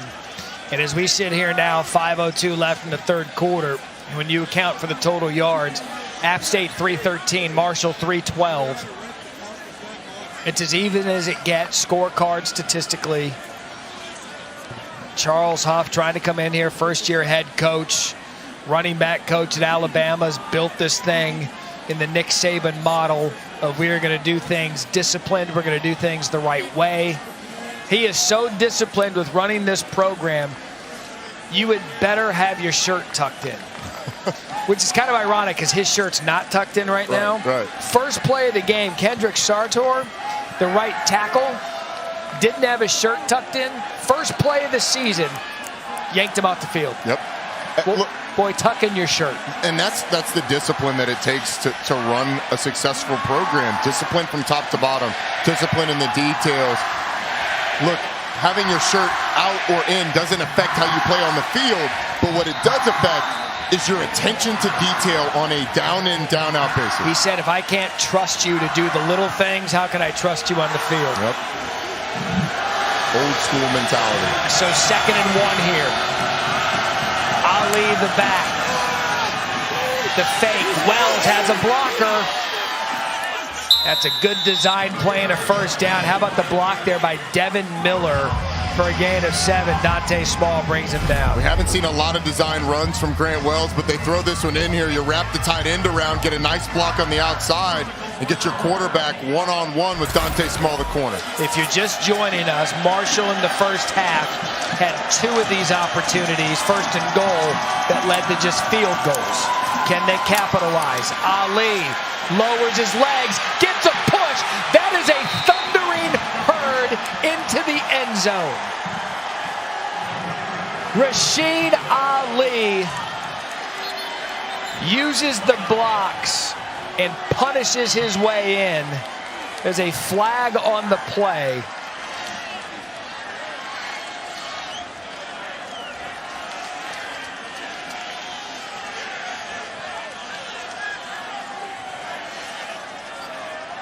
We'll let them sort this out. and we'll show the replay in a minute, but the way that Ali bowed up and clubbed up with Trey Cobb, it was low on low, and then I'm going to let the rest of my herd power me in. Here's the call on the penalty. The result of the play is a touchdown. After the play, unsportsmanlike conduct, number 29, defense. That 50-yard penalty will be enforced on the kickoff. You'll proceed to the try. The thing that Rasheen Ali does so well on that play is he gets his pads under the pads of the defender and doesn't go down. And when you stay up and keep your legs churning, those big linemen help you out a little bit. And you said it was a herd going into that end zone. 10 points off turnovers for Marshall. Extra point attempt is good. It is 30-21. 4 plays, 47 yards. And it was that fumble on that 3rd and short by Cameron Peoples. That was number 29's first unsportsmanlike conduct foul of the game. One of the things I loved that Huff told us about Ali, he said the guy's a whiteboard. Like, there's no writing on him. Yep. He's a blank canvas of talent. You see number 29 coming in. It's Brendan Harrington. Oh, he sticks his foot out and trips the offensive player. That's Sly. That's trying to get away with it. I mean, I don't know if it's Sly. We got... Yeah, sure. He got caught, and he got caught on camera. We're a Vegas casino as far as you're concerned. We have cameras everywhere. Now, see, here's the little things that come in play, and here's where you hate the fair catch rule if you're a kickoff team, because this is one of those situations you'd love to pooch kick the ball like somewhere around the 3-yard line and make them return it, but you'll likely get a fair catch if that's the case for App State.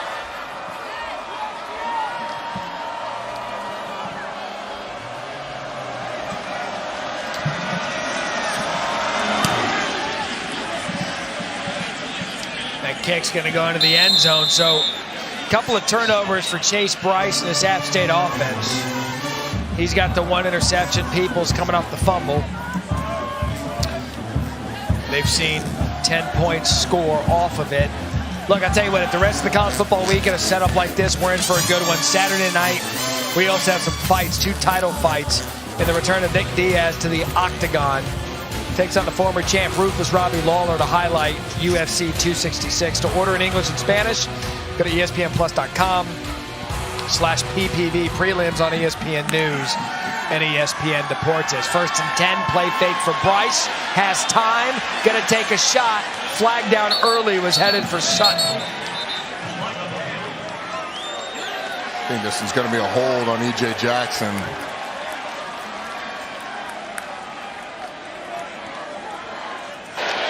Prior to the pass, holding, number 21, defense. 10-yard penalty from the previous spot. Automatic, 1st down. I don't know if you give credit to Marshall for this, but they got 7 penalties for 59 yards, and they're still up 30-21. Now 8 penalties, 69 yards. App State only has 3. Yeah, and they've been really painful ones. Pass interference, holding down the field. Able to get timely turnovers and scores. That's Nate Noel, the faster back. What a cut by Nate Noel to get it across midfield. And a nice gain on 1st down, gain of 16. That'll be another 1st down. Bone Plan brings him down. Nice job of getting to the 2nd level by Bear Hunter, the center. Seals it at the line of scrimmage, and then watch the big fella pin the linebacker inside. Gets up on Eli Neal and springs his running back. So change of pace with Noel in the backfield. Bryce fakes the wrong way, goes over the middle of the field, has a receiver, and a good defensive play by Stephen Gilmore. Got his hand in there, right place, right time, able to swat down the pass. He absolutely was. Look, all of these defensive backs, it seems like, have been caught at one time or another for a holding or a pass interference, but this time Stephen Gilmore does a nice job of using great technique. Got his hands on the receiver, Corey Sutton, but doesn't interfere, knocks the ball down. 2nd and 10. That defensive line of Marshall applying the rush all night. T.J. Johnson was there on that one. This is a big physical up front. Yeah. We've seen him get to Bryce throughout the evening. Noel makes a man miss, and again, Nate Noel enough for the first down. It's going to be close. Eli Neal on the tackle. As he slipped through the Eli Neal tackle, and Noel was able to get the first down. It's one-on-one in the hole with the middle linebacker, and you'd want your middle linebacker to be able to come up with that one. But Nate Noel does a nice job of making himself skinny, getting a big game. Fake, set the fake, end zone, wide open, incomplete. Malik Williams had his man beat, and all Chase Bryce had to do was put him on him, and it was 6. Now there's pressure coming from Chase Bryce's his right side, but as you can see, Malik Williams wide open. He's trying to put enough air under the ball for his receiver to run under it, just not quite enough. But he had a lot of room to work with over there, just not the time to measure up. He's going to want that one back. Absolutely. 2nd and 10 after the missed throw. This is Nate Noel's drive. He does a great job in the backfield, wiggling his feet around to kind of get a gain. That was a gain of 1. Shane Simmons on the tackle. They are different. They were telling us Cam Peoples is fast, Cameron Peoples is fast. He is. He's powerful, but you can just tell the difference between the two when they're in. Yeah, he's shifty, and they make a good dynamic duo. Now that this Marshall defense has been on the field for a while, you get the shiftier back. Big third down here. Where App State is, it'd be a long field goal if they're not able to get the first down. If they do get some yardage, I'd expect this to be 4-down territory. Yeah, this is in that area right now. Ball spotted at the 37, 38-yard line. 3rd and 9, quick rush over the middle, incomplete, intended for Sutton. And so now we'll see. Ball spotted at the 38. You take 7 for the snap. That's 45. In the 10 yards for the end zone. That's a 55-yard field goal. Too long for a college kicker. Yeah, and probably too close for a punt. You didn't get any yardage on that 3rd down play, so I'd expect that they're going to try and draw Marshall off sides here, make it a little bit shorter. I think they're going to go for it. There's the hard count.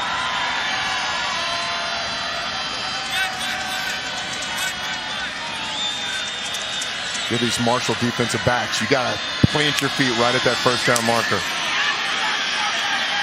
Bryce backpedals, incomplete. And all of a sudden, the Marshall thundering herd, the sidelines fired up. The defense is stepping up. That's a turnover on down. Watch Corey Sutton at the bottom of your screen. All those defenders back there, just hit Sutton and give them the opportunity to run for the 1st down. Chase Bryce just underthrows that, but number 2, Corey Sutton, had an opportunity there. Missed 2 on that drive, did Bryce. He had a Malik Williams that was open. Sutton was open. Hands the ball over now to Grant Wells and the thundering herd. Fake right. Rolls out. Ali, minimal gain of 1. It's one of those plays that isn't going to go down as a stellar play, isn't going to be on any highlight reel, but it's a really good play by the quarterback. Because you're trying to set up sort of a screen to that wide side of the field off the fake, and he just buys time and gets a minimal gain, but at least it's not a negative play. Under 2 in the 3rd. 2nd and 9. Wells pressured, tucks it, brought down. Brendan Harrington led the effort for the sack. And a loss of 6. It's a massive, massive play. You get Harrington coming from the left side of your screen, sort of green dogs. When he sees the back blocking, he shoots the gap, runs right by Rasheen Ali and gets the sack. And now this defense is 1 play away from getting their team out of it. 3rd and 15. Sheldon Evans now in the backfield. Play clock under 10. Down to 5. Corey Damage has been pretty quiet. He's to the top of your screen. Snap gets off. Wells has time. Takes a shot downfield to Gamage, and it is incomplete. Covered on the play by Stephen Jones. Roddy, you called it. The star receiver held in check tonight. 3 receptions, 12 yards. That falls incomplete, and what an answer for the App State defense. They've done a fantastic job of keeping Corey Gamage and this coverage, mixing it up, making sure that they can't just count on going to number 7. Grant Wells puts it up for his receiver, and it's out of bounds. And you mentioned the response. You go for it on 4th down, don't get it, but your defense bails you out. Robert Lefevre to punt, Hennigan deep to receive. Hennigan inside the 20. There's a flag on the play. E.J. Jackson pushed him out of bounds. 48-yard punt, 8 return. We await the flag.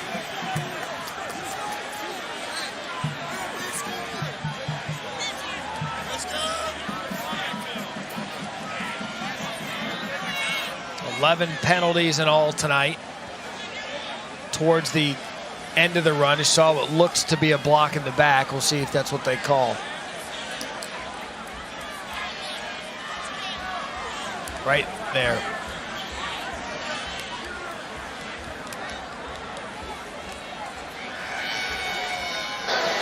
During the return, illegal block in the back. Receiving team, 10-yard penalty from the spot of the 5. 1st down, App State. There's the block in the back. I'll move that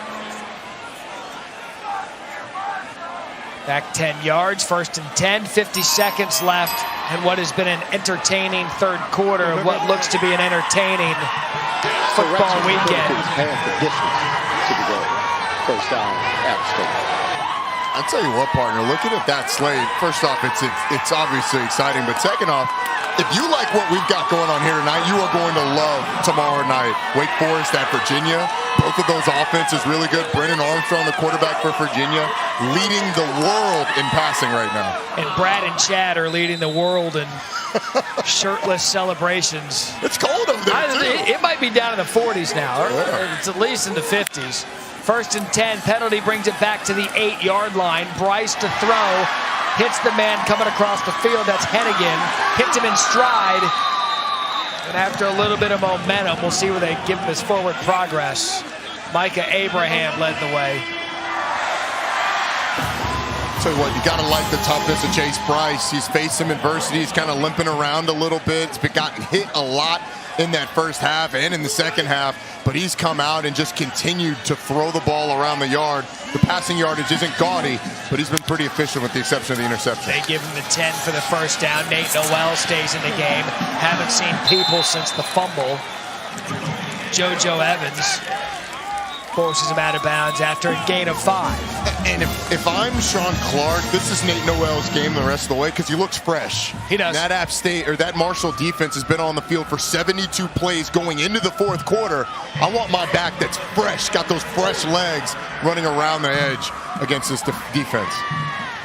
Clock ticks down to 2-1. Able to get the snap off and get it to Noel. Slips out of a tackle, makes a cut. Boat plan brings him down. Gain of 13. And that's how we end the 3rd quarter. There's a lot left to play for here in Boone, North Carolina. Ali the touchdown. Marshall the lead. Can Appalachian State come back? 15 minutes will find out here on ESPN.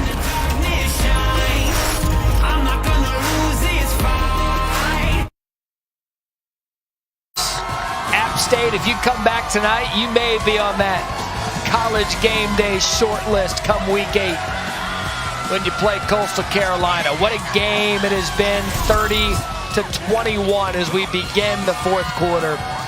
Matt Berry, Roddy Jones, Harry Lyles Jr. Tell you what, Boone is getting loose here as we go to the 4th quarter on a Thursday night here on ESPN. 1st and 10 as Bryce play fakes. He's going to take a shot as we begin the 4th quarter. It is caught by Sutton. Abraham, who had the interception, was on the coverage. Gain of 38 to begin the 4th. Well, they take the one-on-one shot, and it's a little underthrown, sort of that back shoulder feel. But Sutton does an excellent job of adjusting to the ball on this one and coming down with the big catch. Tempo comes, Nate Noel. He's been the running back. Cam Peoples had the fumble. We've seen Noel the rest of the way. And Cam Peoples had 25 carries in that first half. When we saw him on the sideline, he's sort of limping around a little bit. But Nate Noel has been able to get to the edge of this defense over and over and over. I think it has to do a lot to do with those fresh legs. Fresh legs, perhaps his style of running is better to beat this defense than what we were seeing out of Cam Peoples. The yards weren't there for Cameron. The touchdowns were. He's got 3 on the night, 25 for 78 and 3 for Cam Peoples, whereas Nate Noel, 12 carries, 84 yards. He's averaging 7 yards a carry. Bryce again going to throw. Has pressure. Goes to the end zone. That was caught by Sutton. Touchdown.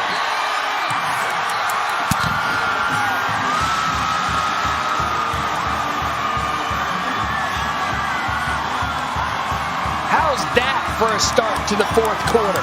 The Mountaineers strike. 24 yards for the touchdown.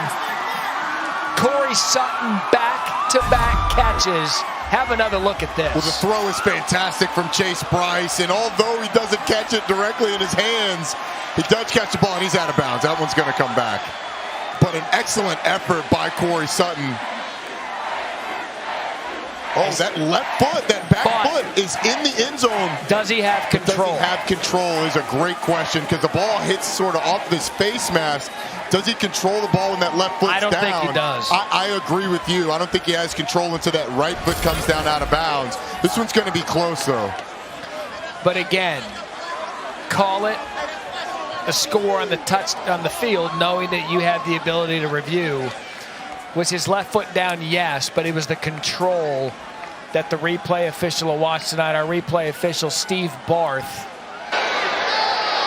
The ruling on the field of a touchdown is under further review.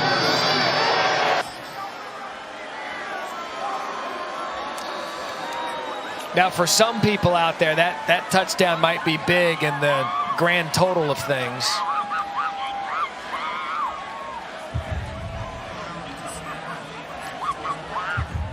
As the replay official is going to have another look. And Roddy, you and I have done this all season. We kind of go back and forth of whether or not this will stand. We will have the verdict when we return to Boone. Light it up, fella.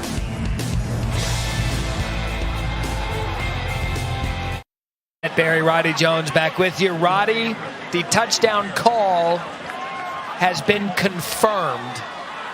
It is a touchdown, Appalachian State. Yeah, and I'm still not sure about, especially the confirmation. Like, if you want to let it stand, that's one thing. But to confirm, he's got it pinned against his body right there. And I guess in the determination of the review official, the pinning it against his body is control. After it hits off his face mask, though, I don't know about that. An incredible effort by Sutton. Yeah, it's great effort. Absolutely. But I'm with you. I don't know that there was enough there to confirm it, but they obviously didn't feel like there was enough to overturn it either. The star receiver that we previewed at the beginning of the game, you see the numbers there, 15 targets, but he's caught 8 of them. 114 yards and a touchdown. The Stars have showed up for Appalachian State. They certainly have, and 2 contested catches by Corey Sutton. The deep one downfield on the back shoulder where he flips his hips, is able to make the play, and then that one in the end zone where he barely gets that left foot in. It's great body control by him as well to get a foot in bounds, because initially you see that right foot out, and you think, all right, I don't know about that one, but his team's back in it, only down by 2. Let's go down to Harry Lyles Jr. Guys, Charles Huff didn't look very bothered by that touchdown, honestly. I mean, obviously he can't see the replay down here, but he's got that next play, next week attitude, and it looks like Marshall's getting ready to go back out here on offense, and he feels good about where his team's at. Yeah, I would too, Harris. If you've got 630 yards a game or 603 yards a game, which is second best in the country, only 322 tonight. They're not going to hit that average, but the offense can score quick. Appalachian State within 2. What a start to the fourth quarter we have. Michael Hughes to kick. That's a short. And that's Sheldon Evans on the return to the 30. Taco Bell welcomes you to the Live Moss Student Section of the Year contest. Use hashtag Student Section Sauce to get the committee's attention and go to ESPN.com/Taco Bell to see your school compete. Any fella that's willing to run out in some overalls and no shirt on underneath, You get a half point and a vote from me. You tell me you never did that? Not on purpose. May have ended up that way. Yeah. So 1st and 10, ball spotted at the 31-yard line. Rasheen Ali, he's lived up to his billing and a gain of 5 on 1st down. Kind of a back-and-forth night and a fun night for Cameron Peoples and Ali. Peoples with one of his touchdowns passed Ali as the nation's leader in rushing touchdowns with 8. Ali responded with his 8, so now they're tied in terms of rushing touchdowns in the country. He had the kick return and a reception touchdown on the season, so he's got 10 total touchdowns. 2nd and 5. A designed run. How about Grant Wells? And a good pickup for the quarterback. Well-designed play there, Roddy. And a nice job by Devin Miller, the tight end, getting out front, sealing the cornerback inside, and springing Grant Wells. Watch 83 on the left side of your screen. He's going to pin the cornerback inside. And Stephen Jones, Grant Wells, gets a big gain. So a gain of 15. Back in App State territory. Ball spotted at the 49. Here's Ali again. What a patient run and a cut by Rasheen Ali. Tackled by Stephen Jones.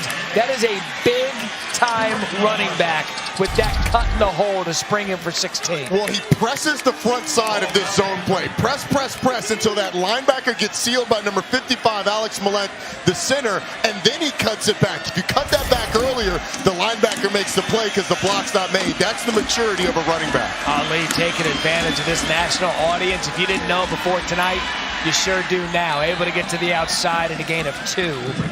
Brought down on the play by Jones. He's special. Yeah, check that out. First player with a rush touchdown and a return touchdown in the same game for Marshall in the last 25 years. And that was a great fake on that return for a touchdown. Sheldon Evans giving him a breather. 12 and a half left in the 4th. Wells has time, takes a shot, overthrows his receiver. Xavier Gaines has been the tight end. He's been busy tonight. Ronald Clark on the coverage.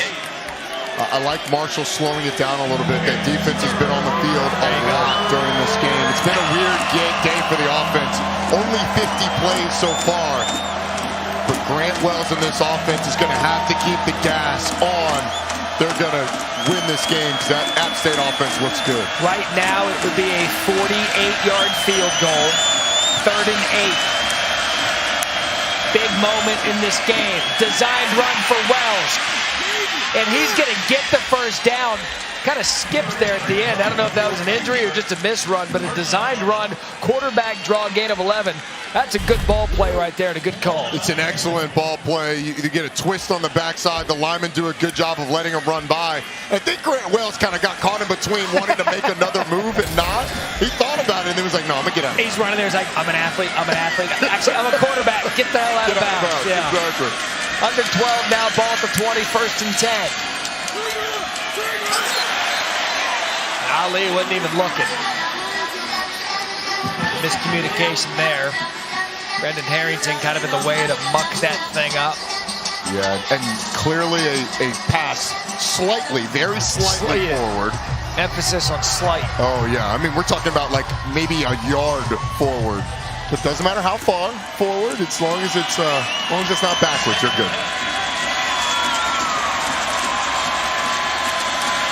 7th play of this drive.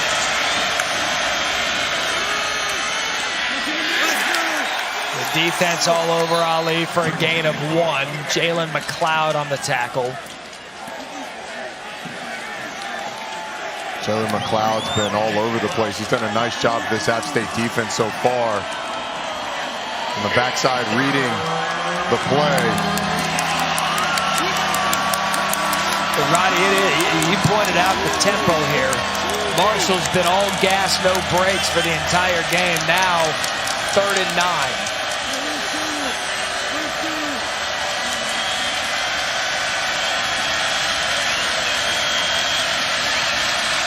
Marshall's going to have to hurry up. Play clock running down. They're going to have to burn the timeout. And Hawk sees it. So that's their second timeout of the half. With 11:03 left. Marshall takes their second timeout of the half. You wonder if that'll come back and get him. And we couldn't get him to spend him in the first half. But boy, they used him quick in this second half. Now down to 1 with over 11 minutes to play. And you wonder how much the varying of tempo affected their ability to get up and be able to manufacture that offense, get it rolling. But 3rd and 9 when we come back in Boone.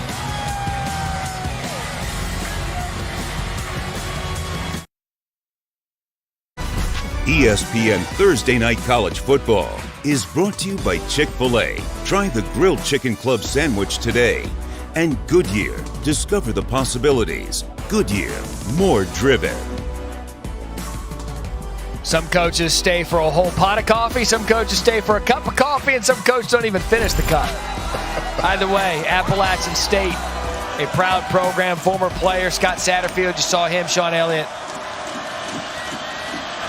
Now Sean Clark, the latest in the Appalachian State coaching tree. Big 3rd and 9 here for the Marshall offense.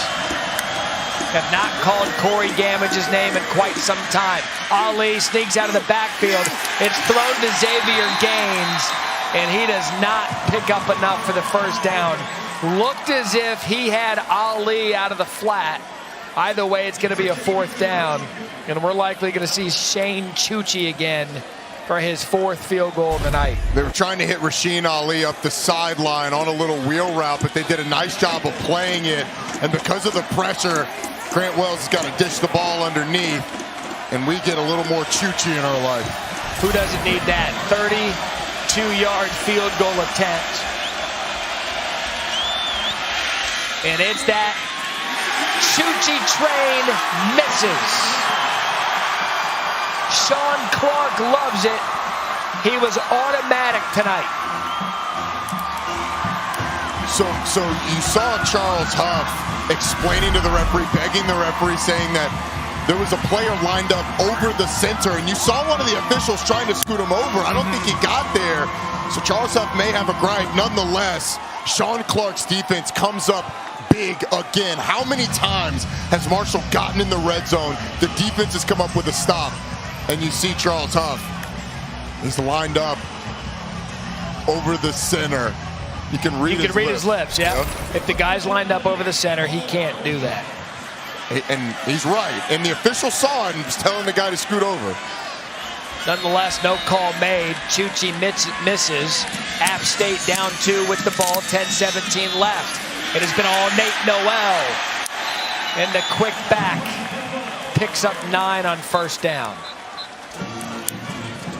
You just feel like that last drive for App State on offense when they go to Corey Sutton twice was such a momentum drive. I mean, that was a statement of, hey, I'm going to throw it up to our best player on offense, and he's going to go up and make a play. They've been running with a lot of confidence and now throwing the ball down the field with a lot of confidence as well. This is the Cameron Peoples show early, but Nate Noel, 13 rushes, 93 yards. Really jump-started this offense when they needed it most. You mentioned the star Sutton, 8 receptions, 114 yards, and a touchdown. 2nd and 1, the entire playbook's open. Bryce looks downfield, didn't have anybody, and he's going to pick up enough for the 1st down. I think you can credit this App State defense enough for what they've done as Marshall's gotten in the red zone. It's given this offense an opportunity, even though they've turned the ball over twice, to still be in this football game. Ball spotted right at the 30-yard line. Just over 9 minutes left in the 4th quarter. Matt Berry, Roddy Jones, Harry Lyles Jr. alongside for what has been a fantastic game here on ESPN's Thursday Night Football. Bryce, quick throw. Hennigan's also been active tonight. Beauplan brings him down. Gain of 12. Hennigan now 9 receptions, 123 yards, leads all receivers. And 25 targets between Hennigan and Corey Sutton tonight for Chase Bryce. Tempo not stopping for App State. Chase Bryce, not known as a runner, but he lowers his shoulder into Najee Johnson for a gain of 12 and another 1st down for App State. Well, they option off the in man on the line of scrimmage, do that zone read. Chase Price pulls it, gets around the corner, and Cameron People loves it. Go! Noel trying to get to the outside. Good contained by the Marshall defense. And the only thing I'll point out with Cam Peoples is E.J. Jackson forced him out of bounds. I haven't seen him with his helmet. Yeah, and he was walking around with a little bit of a limp, so maybe there is an injury involved there. But Nate Noel, the way he's been running, whether Cameron Peoples was healthy or not, I think he's the guy. And you mentioned Marshall's done a decent job of being able to force him out, but he's been able to turn the corner repeatedly. The kid's quick, and he can plant a foot and make you pay. So 2nd and 7. Down 2. Quick throw. It's been Corey Sutton and Thomas Hennigan all night long. And they'll move the chains again. Gilmore brings him down. Frank Ponce told us, look, if they're going to come up and press you, we're going to throw it over your head. So what does Marshall do? They back off, and you've got easy access throws. 26 targets, 18 receptions for those two guys. They've come up huge. Frank Ponce, the first-year offensive coordinator, takes over for Tony Peterson, who went to Illinois. Ponce comes in from Louisville. And Eli Neal and Sam Burton bring down Noel. App State continues to chip away at the time of possession. It seems like they have had the ball the vast majority of the game. Well, the time of possession is so lopsided. Yeah. Over 32 minutes for App State, 20 minutes for Marshall. A lot of times that doesn't matter, but that means this defense has been on the field for 32 minutes. And this will be the 84th play that they've played. With that carry, Noel went over 100 yards for the game, averaging 6.5 a carry. 2nd and 6. Quick out by Bryce. And they're going to call it complete to Sutton for a gain of 5. Haven't seen press coverage at all on that drive. Marshall doesn't want the ball to get thrown over their heads. So what does App State do? They quick hitches, 5-yard hitches, quick outs, that left foot in, control. That one definitely a catch. Completely agree. I mean, with these two receivers, I don't think it's been in doubt tonight after the Sutton touchdown. That was ruled a catch. It's all a catch. Great defensive play by Charlie Gray. Chase Bryce will get you once with his feet, but not twice. Loss of 2, and that brings up 4th down. That was a big 3rd down stop. Oh, he missed the read. Gray keeps his shoulders square, and Chase Bryce knows it. He's been reading defensive ends on this drive. This time you get it on the linebackers a little bit quicker.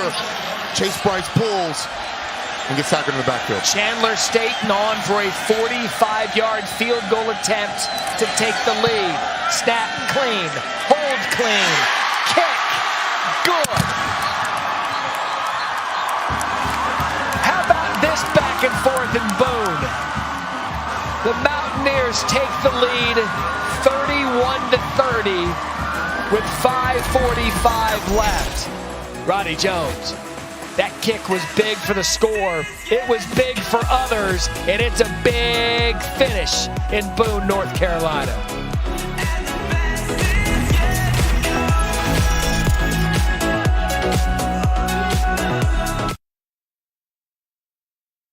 That was Chandler State. You want to see a clutch college kicker? 19-21 from 40 to 49 yards out. That one was big because it gives the hometown Appalachian State Mountaineers 31-30 lead. You know, I always tell Galloway and Palmer in studio with me all weekend, lay off the college kickers. College kickers have earned that reputation. Every bit of it.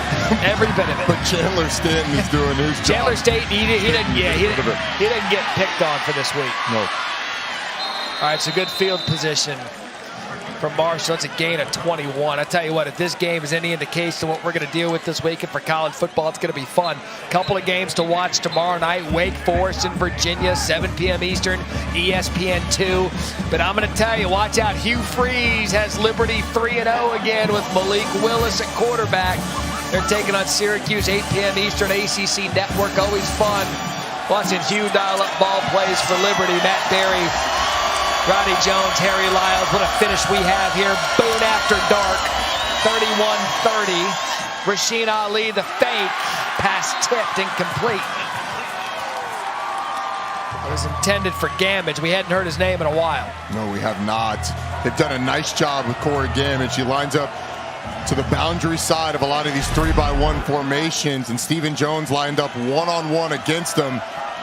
That ball a little low, but he gets the hands. And you saw Gamage, too, because he knew had that ball not been tipped, he had some runs. He got behind everybody. 2nd and 10.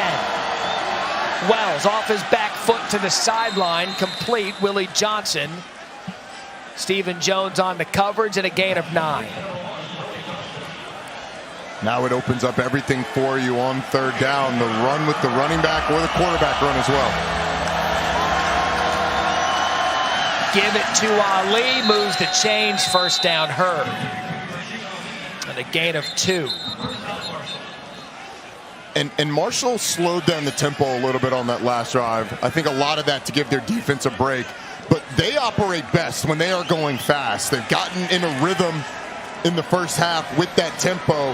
Number 78, Alex Salgaro, his helmet came off, had to come off the field. All right, so doing some house cleaning here. 1st and 10. Marshall only the 1 timeout. App State has all 3. Will that come into play based on what happens on this drive? Ball at the 42. Wells takes his time over the middle. Xavier Gaines has been a big target, the tight end tonight.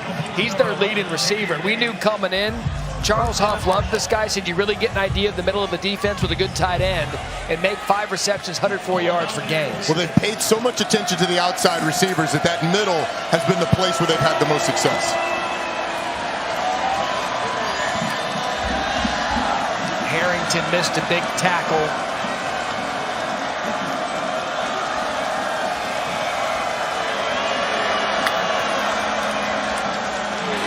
The defense read it, and Ali gets out of it, but then pays for it. They timed that blitz perfect. Jalen McLeod, DeMarco Jackson, get him in the backfield.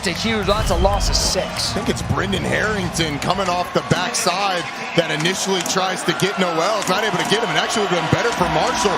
He'd have gotten tackled right there. But then you see Jackson and Hampton combining for the stop. So now 2nd and 16. Wells forced out of the pocket. Has to get rid of it. Receivers in the area. It's going to be incomplete. He was out of the tackle box as well, so there wasn't going to be any danger of intentional grounding, plus the receiver there. 3rd and 16. Now with 1 timeout, 3rd and really long. How are you calling this? If you can get 10 yards and get it to 4th and 6, I think that's the goal. If you can't get it all, try and get at least 10 to get it to 4th and manageable and think about going for it. You're also in a spot here where if you don't get it, you can flip the field, pin them deep. But you're going to rely on a defense that struggled here in the second half. So 3rd and 16 for Wells. He is going to take a shot. It's going to go for Gamage. It's going to be way out of bounds and incomplete. Great job by Ronald Clark and Stephen Jones. Both of them there on the coverage. App State got to stop when they needed it most. They absolutely and a 4th down. Yeah, you're exactly right. The 1st down play where they take a shot, blitzing from the backside, ends up paying dividends. Now you're going to have to punt the ball back to App State. And with 1 timeout, I mean, you are looking at having, I don't think they can allow App State to get a 1st down. You're going to have enough time to be able to have another drive at this thing. We wondered if the timeout use early in the half was going to come back and get Marshall. Play clock down to 1, punt off.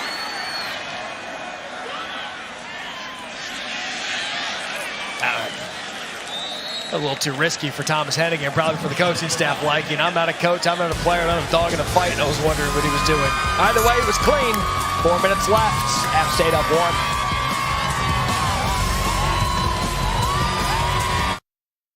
Miscues to blame in this game. Certainly do. Inside the 10-yard line, they're tackled on this 3rd down, have to settle for a field goal. Throw this one away inside the 20, have to settle for a field goal there, and then another one Well, they have to settle for a field goal, and they missed that one. So 3 opportunities inside the 20, 2 of them inside the 10, settling for field goals, and then a missed field goal. That's the difference in your game. Marshall 4 trips to the red zone, 1 TD, 2 field goals, and a missed field goal. Here's Nate Noel and Appalachian State able to sneak away and move the chains for a first down gain of 11. Roddy, I'll tell you, it might not be the worst thing if Appalachian State scores quick to go up 38-30 with 1 timeout for Marshall. You've got a touchdown and a 2-point conversion in play to tie it. Yeah, if you could encourage that, like we've seen teams let the offense score before. If you could encourage that, if you're Marshall, it'd be great. But I think with 80 yards, the running back or receiver probably figures it out at some point. But them getting a first down quickly keeps Marshall in this game. If they'd have gone 3 downs and then a first down, game's over. A large portion of America would probably not like that touchdown to make it 38-30. Noel goes down. Loss of 1. So 2nd and 10. Biggest thing for App State and Nate Noel, who's likely going to get this ball 2 more times, stay in bounds and hold on to the football. This is where when you have an experienced team, when you have leaders, when you have a guy that's been around like Chase Bryce, your offensive lines, juniors and 5th-year seniors, that's when you see your leadership come up, and wise plays like this to stay in bounds, keep it on the ground. Your opponent has 1 timeout left, down to 2:40, 2nd and 11. There's Noel getting up the middle. And that final timeout's going to have to come off the board soon. That is a gain of 15 and a huge night for Nate Noel. 18 carries, 124 yards. And when they tally this thing up, the number of missed tackles by Nate Noel is going to be in the double digits. That time it's Nazeeh Johnson that had the shot. Eli Neal tried to get underneath the block, couldn't do it. And that first down, man, it's going to be really tough and really tight as the time ticks away. I'm not good enough at math to figure out how much You went time. to Georgia Tech. Yeah, you're the math guy in this booth. Yeah, it's also 11 o'clock at night. It's a little too late to be doing mental math. 11 o'clock at night's early for the Thursday night squad. Here goes Noel.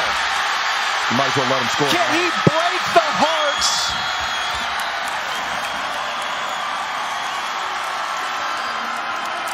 "41-yard gain. Nazeeh Johnson missed another tackle. And the clock is still running. I'm with you at this point. Well, the clock There's should that be timeout. stopped because Yeah, we for went the out of first down. bounds. Yeah. And for the first down. But here, I mean, it's hard for a defender if you're Marshall to think about that. But you're almost better off letting him score. Get your offense back on the field and try and tie the ball game up. Clock operator, please reset the game clock to 1 minute 52 seconds. I just read Charles Huff's lips, 1-5-2. and he said that's the only way we get the ball back. Yeah. So, And look, what Sean Clark has to be saying is do not get in the end zone. If you get a first down and go down, the game is over. We'll kneel the ball 3 times and get out of here with the win. oh, there's going to be...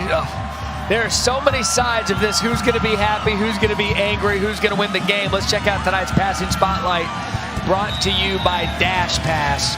Chase Bryce, 24-39, 283 yards, the touchdown. He's done some with his feet. He's been effective when App State has needed him to be effective.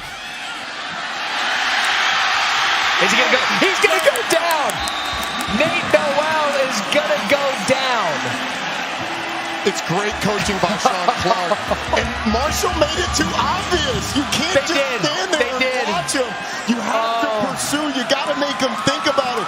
Again, that is unbelievable. Your alarm bells go off as a running back. Just watch the way Marshall reacts. As a running back, you see this, you're like, whoa, something's up. It allows you to think of what the coaches just told you. And Nate Noel very wisely goes down. A great job by Sean Clark. That is discipline personified by Sean Clark and his team, who said at the half, we're going to come out here in the second half and break their will. You know, honestly, what Marshall needs to do in that situation, Matt, you got to go and wrap the guy up around the 5-yard line and carry him into the end zone. You got to fight him to get him into the end zone. 30 seconds to run. What an absolute phenomenal football game we've witnessed here tonight. If you're hopping in to watch some Sports Center with SVP or you're watching an NFL game, this is one of the great rivalries in this region of the country that maybe a lot of people don't know about. Marshall had come in winning 3 straight in this series, and now Sean Clark at Appalachian State, their only loss in the season, a 2-point loss to Miami.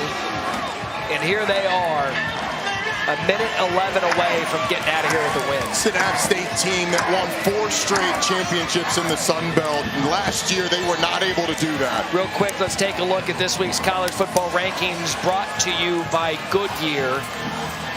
The game's coming up this weekend. Not much drama within that top 10. Texas A&M, Arkansas is going to be the one to watch. Oklahoma, West Virginia. Can things get weird in Norman? Those are your college football rankings brought to you by Goodyear. So another knee, and that's going to do it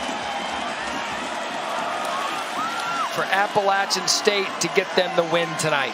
This is a team that is used to championship pedigree, and I think Charles Huff, while he's going to be upset by what happened today, he's got a really good football team. They got a shot to win Conference USA, but it's about Sean Clark and his crew. They are -2 in the turnover margin today, but they run 92 plays on offense, give up a kick return for a touchdown, and still win the football game. Sean Clark just gave the universal sign for milk it. You're going to milk the clock. You're going to bang a knee.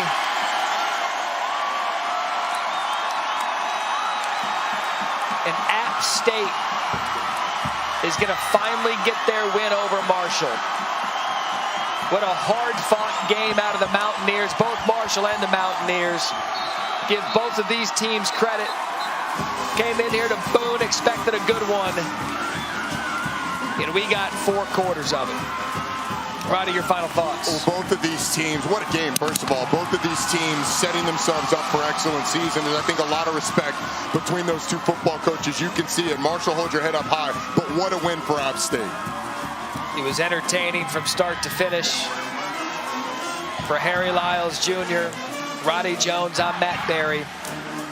Always enjoy this Thursday night fun. Next at SportsCenter with Scott Van Pelt to left, complete NFL post-game coverage from Panthers and Texans, plus the big question inside the Buckeyes quarterback room, and a look at Scott's Week 4 winner. SportsCenter with SVP next. Harry, Roddy Jones, Matt Berry.